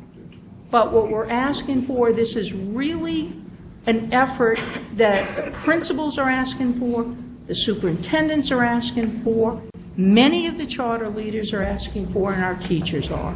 So I'm just, with the superintendent's 4-point proposal is dropping some of it. I'm just asking for the 80, the 110, and the 85. So the only thing I'm asking different, Tony, is if we could value that mastery at 110. The overall picture of the SPS is not going to change significantly, but it's going to be a psychological boost to everybody out in the trenches, and that's all I'm asking for. I'm not weighing in with an opinion on this. I do want to correct that statement that there's not a statistically significant difference between those proposals. I think anyone looking at those two proposals would share that there's a statistical significance. I'm not weighing in favor of one or the other. I'm happy to quantify that for you, but I don't want to let the comment pass. Between there's not 100 and 110? Absolutely. Yeah. What, 2.5 points? Actually, the impact would be doubled. Numerically, the impact on the average school of what Mr. Davis has proposed would be 3.5 points, 4.5 for A-rated schools. What you just proposed would be 7 points, nearly 9 points for A-rated schools. Under models that assume historical growth, what you just proposed would have the first year would have a higher level of A and B rated schools in 2018 than in 2017. Again, I'm not arguing for or against that, but I think to say that there's not a statistical impact would be an erroneous statement. Well, when you say with the average growth, you're assuming a 1.5 index point growth per year. And all those assumptions, we didn't have that this year, so take correct? the growth out of it. Just look at the first numbers I said. Irrespective, before you get any performance growth, 4.5 is the average impact on A-rated schools of Mr. Davis's proposal. Your proposal would be 8.8. 3.3 would be the average impact on typical schools. Nearly 7 would be the impact on the other. I'm not weighing in favorable or negative because I understand your opinion, and as it's been expressed, for the sake of morale, people are arguing for higher scores. But if you're going to argue for higher scores, you can't also argue that it's statistically insignificant. Well, on this particular chart, you told me to go 80 plus 110, split the difference between the 2.9 and the 5.7, which you told me would be 4.6 points. Now, the floor is the same thing we're both asking for. So to me, that's a 4.6 point increase on the average school. You've got 75 and 110 to be a 2.9. You've got 85 and 110 to be a 5.7. So halfway in between, according to your email, you told me to do a 4.6. So the point is, I don't know if that's considered statistically significant or not in somebody's mind, but that's the numbers that are on this model. Ms. Orange-Jones, were you finished with your comments? I appreciate the comments. Thank you. Okay, all right. So we have an amendment on the table that is asking for mastery at 110. We are going to go ahead and take a vote on that amendment, and then we'll come back to Mr. Davis's motion after we hear on that particular amendment. Board members, does anybody unclear about what the vote is going to be on? Mr. Garvey? Yeah, I thought there was a change from Tony's to make it 85 for basic instead of 80. Is that not true? No. No, it was just the 110 at mastery. Okay, thank you. Just the mastery. Thank you for asking for clarification, Mr. Garvey. So the hold on, Holly. Yes, Ms. Edmonston. Okay, so we're only voting on the 110. Right amendment now. Yes, right now. ma'am. We're not going to add the basic to that. No, we'll come back to Mr. Davis's amendment. Okay. We'll come back to Mr. Davis's motion after we vote on the 110 at mastery. I would just say that, Mr. Davis, it seems to me that that is a little bit confusing. I was wondering if anybody would be willing to put that. That's pretty straightforward, Ms. Evanston. I believe the rest of the board has that. Sir? I believe that's pretty straightforward. You're going to vote up or down on the 100 versus 110, and then we'll take that and incorporate into what I had already. Okay. I hate to raise this issue, but I'm not sure that's a substitute, an amendment to a motion. That looks more like a substitute motion. So we had a motion, and then we had a substitute. Right. And then this is the amendment to a substitute motion. I don't think that's by Robert's rules. I think you have to. Well, let's make sure we have the right. A substitute. Yeah, we want to make sure we get the right procedure. I think it's a substitute to a substitute. Okay, so a substitute to a substitute. Right, But the vote, what you need to understand is the vote is on whether or not you want mastery at 110. All right, we'll do a roll call vote. I'm sorry. I'm sorry, I do need a little bit more clarification on that with the substitute position that we're in here. The vote we're about to take now, would that be to incorporate my motion with a 110? And if it passes, so it's all done. If it fails, do we go back to the 100, or we have to start over? Yes, you're right. He's right on that. Yes, he is. If this He is passes, right. then his motion with the change to 110 would be done, and we'd be through with it. Okay, and if it fails, If it fails, then we go back to Mr. Davis's motion. if fails, we go back. Say that again, Mr. Jones? You have to take them in the reverse order Right. of how they were presented. And it's the 110. Okay, so we do the 110 first. If it passes, we're through. Okay. If it fails, then we Okay. go back to Mr. I'm sorry. And if his fails, then we go back to the original motion of mine. So the substitute is 80 for basic, 110 for mastery, the floor of 85, and then the science. So everything that I had. Everything plus what Ms. Voce offered. And if that passes, we're finished. And if it fails, we go back to what Mr. Davis had. I would please ask that we review what Mr. Davis had. Okay, knowing that we're that's gonna- fair. Yes, So you want to do that now? please. Basic at 80, Ms. Voce added mastery at 110, a floor of 85 at mastery, and science implementation, the best out of 2 years. So if the vote fails, Ms. Evanston, then the next vote would be on 80 for basic. We would not adjust mastery. We would have the 85 floor, and then the science Got you. standards. Okay. I Okay. just needed clarification. Are we ready for a roll call vote? Yes. Okay. Yes, they do. All right. Okay. So the vote is going to be on Ms. Voce's substitute motion, seconded by Mr. Rock. Dr. Bofi? No. Mr. Davis? No. Ms. Edmonston? Yes. Mr. Garvey? No. I'm sorry, I should be repeating how people are voting. Mr. Garvey votes no. Ms. Holloway? No. Ms. Holloway votes no. Dr. Jones? No. Dr. Jones votes no. Ms. Lewis? No. Ms. Lewis votes no. Ms. Orange-Jones? No. Ms. Orange-Jones votes no. Mr. Rock? Yes. Mr. Rock votes yes. Dr. Thomason? Yes. Dr. Thomason votes yes. Ms. Vautier? Yes. Ms. Vautier votes yes. 1, 2, 3, 4, 5, 6, 7. The motion fails. So we are now going to take a vote on Mr. Davis's substitute motion that had basic at 80, the floor for mastery at 85, and science implementation the best out of 2 years. Are we ready to take a roll call vote? The mastery is at 100. Mastery is at 100 as in the documentation that we have. I'd like to make a substitute motion on that. That all sounds good, but I would like to change. Can I do that? We're about to take a vote on it. Okay. I mean, did we have all of So those I'm going to have to seconds? get clarity as to whether or Okay. not this is Go a ahead. substitute Yeah. motion or an amendment to a motion. Okay, that's what I'm not sure of. So what is it that you want to do, Ms. Edmondson? Change 80 to 85. So I guess we I think take it would be another a substitute on a substitute, right. substitute and then go back to Mr. Davis. I want to pause and make sure that the staff is comfortable with the procedure before I get ahead of them. Point of order. I'm not sure, I didn't bring my Robert's rules today, but you can have a substitute to a substitute, but that's the end of it. You can't have any more substitutes. You can't go on ad infinitum on substitute motions.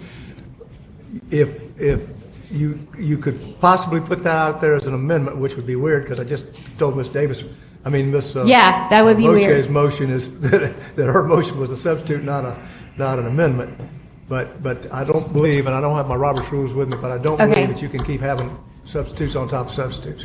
Well, I want to be fair to all of my fellow board members, and so I want to make sure that we give everybody an opportunity, and then we, Just take it as an amendment, we'll vote it. and if it's an amendment, then it's just mastery, it's just basic at 85, and if that gets voted down, it doesn't affect Mr. Yeah. Davis. Okay, so we've got an amendment offered by Ms. Edmonston. Does it? I think he's trying to.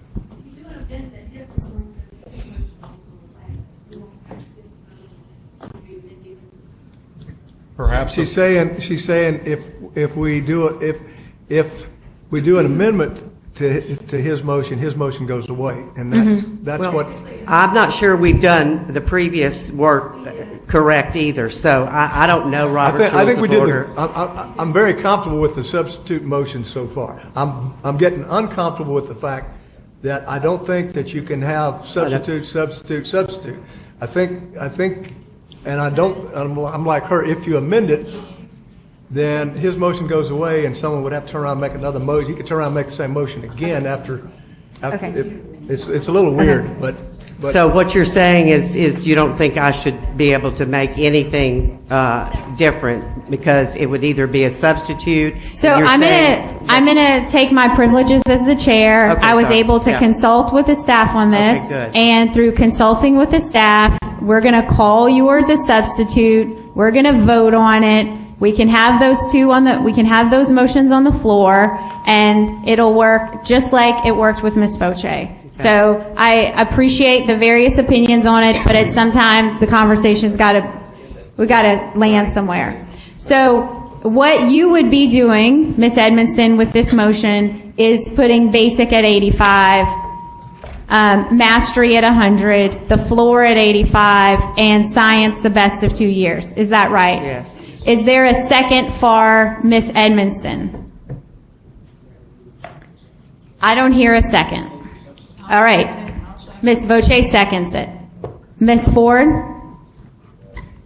Okay, so this is Ms. Edmonston's motion, seconded by Ms. Vautier. Yes. Dr. Bofi? No. Dr. Bofi votes no. Mr. Davis? No. Mr. Davis votes no. Ms. Edmonston? Yes. Ms. Edmonston votes yes. Mr. Garvey? No. Mr. Garvey votes no. Ms. Holloway? No. Ms. Holloway votes no. Dr. Jones? No. Dr. Jones votes no. Ms. Lewis? No.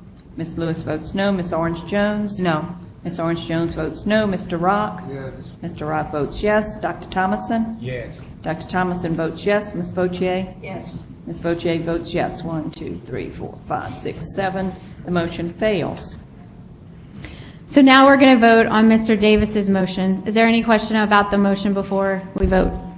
Could we read it again, please? Yes, this would put basic at 80, mastery stays it as is in the packet. There's a floor at mastery for 85, and science implementation is the best out of 2 years. Mastery is 100. Yes, because that's what it is in the packet. Ms. Ford? Yes, please. Okay. Mr. Davis and Ms. Holloway. Yes, Mr. Davis made the motion and Ms. Holloway seconded it. Yes. Dr. Bofi. Yes. Dr. Bofi votes yes. Mr. Davis. Yes. Mr. Davis votes yes. Ms. Edmonston. No. Ms. Edmonston votes no. Did you say Yes, no? ma'am. She said no. Okay. Mr. Garvey. Yes. Mr. Garvey votes yes. Ms. Holloway. Yes. Ms. Holloway votes yes. Dr. Jones. Yes. Dr. Jones votes yes. Ms. Lewis. Yes. Ms. Lewis votes yes. Ms. Orange Jones. Yes. Ms. Orange Jones votes yes. Mr. Rock. No. Mr. Rock votes no. Dr. Thomason. No. Dr. Thomason votes no. Ms. Vautier. Yes. Ms. Vautier votes yes. 1, 2, 3, 4, 5, 6, 7, 8. The motion passes. Madam Chair, do I need to, I think, recommend for a notice of intent now with that amendment? Yes, please. Can I make that official motion? Please do that. So recommend the board approves the notice of intent, the revisions to Bulletin 111 as amended and now presented, passed. Thank you. Is there a second? Ms. Holloway, is there any objection to that motion? Hearing none, the motion passes. We are going to take a short lunch break, so we will reconvene at 2:45.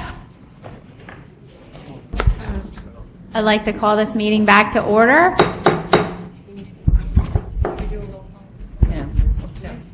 All right. I'm going to turn to staff for us to hear the motion. We are returning to item 5.3. At this time, the department recommendation is to approve as notice of intent revisions to Bulletin 118 relative to statewide assessments.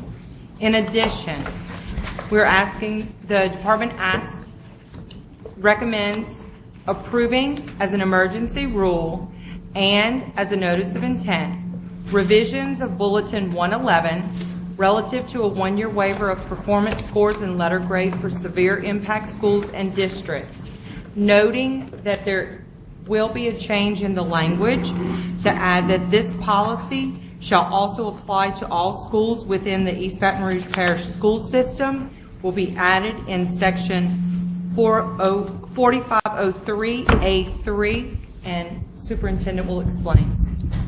Well, let me get a first. Anybody move?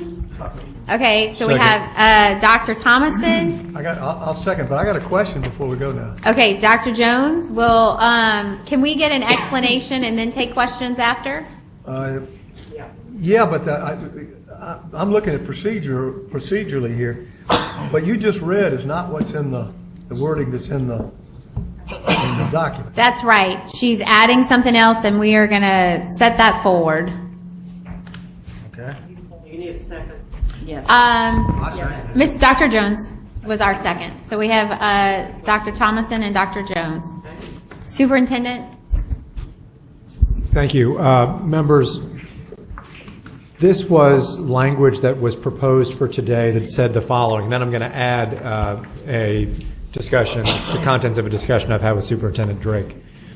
The way the language read was, if you are one of the schools that was platooning or had someone platooning in your building, or if you were significantly had population displacement, then as a result of the 2016 floods, then we shall use your rating and grade from 2016 rather than 2017, unless the 2017 rating is higher. The superintendent and I discussed, and understanding that their original petition had been something exactly like what is the policy that applied to 18 days out with Livingston, we reached an agreement that instead we would simply apply everything I just said to every school within East Baton Rouge Parish under the school board, meaning that in East Baton Rouge Parish for 2017, we will use the 2016 score and grade unless the school has shown growth in 2017, in which case we will use the growth score. the higher score in 2016 or 17. What this assures is that there is no unfair drop due to the catastrophic circumstances that have befallen schools in East Baton Rouge, but it also ensures transparency and fairness on past performance and the history of things. I appreciate very much the superintendent, Mr. Rutledge, I saw Ms. Q, Ms. Timol there, and other staff in the General Counsel's office, and Mr. Nikes as well. And I appreciate you working with us on this. I hope this is satisfactory to everybody. Clearly, the testimony today was not anything that anyone should be disagreeing with about. So I thank you for the opportunity and hope the board will support it. Board members, do you have any other questions or comments? Dr. Jones. Just one question. If I'm understanding the implications of this right, the EBR's district report card will be the same or better than last year as a result of adoption of this? That's correct. Okay. Are there other questions or comments? We still have some public comments, so I want to give people an opportunity to speak if they choose. They are more than welcome to defer, though. Cleo Perry Jr., he waves.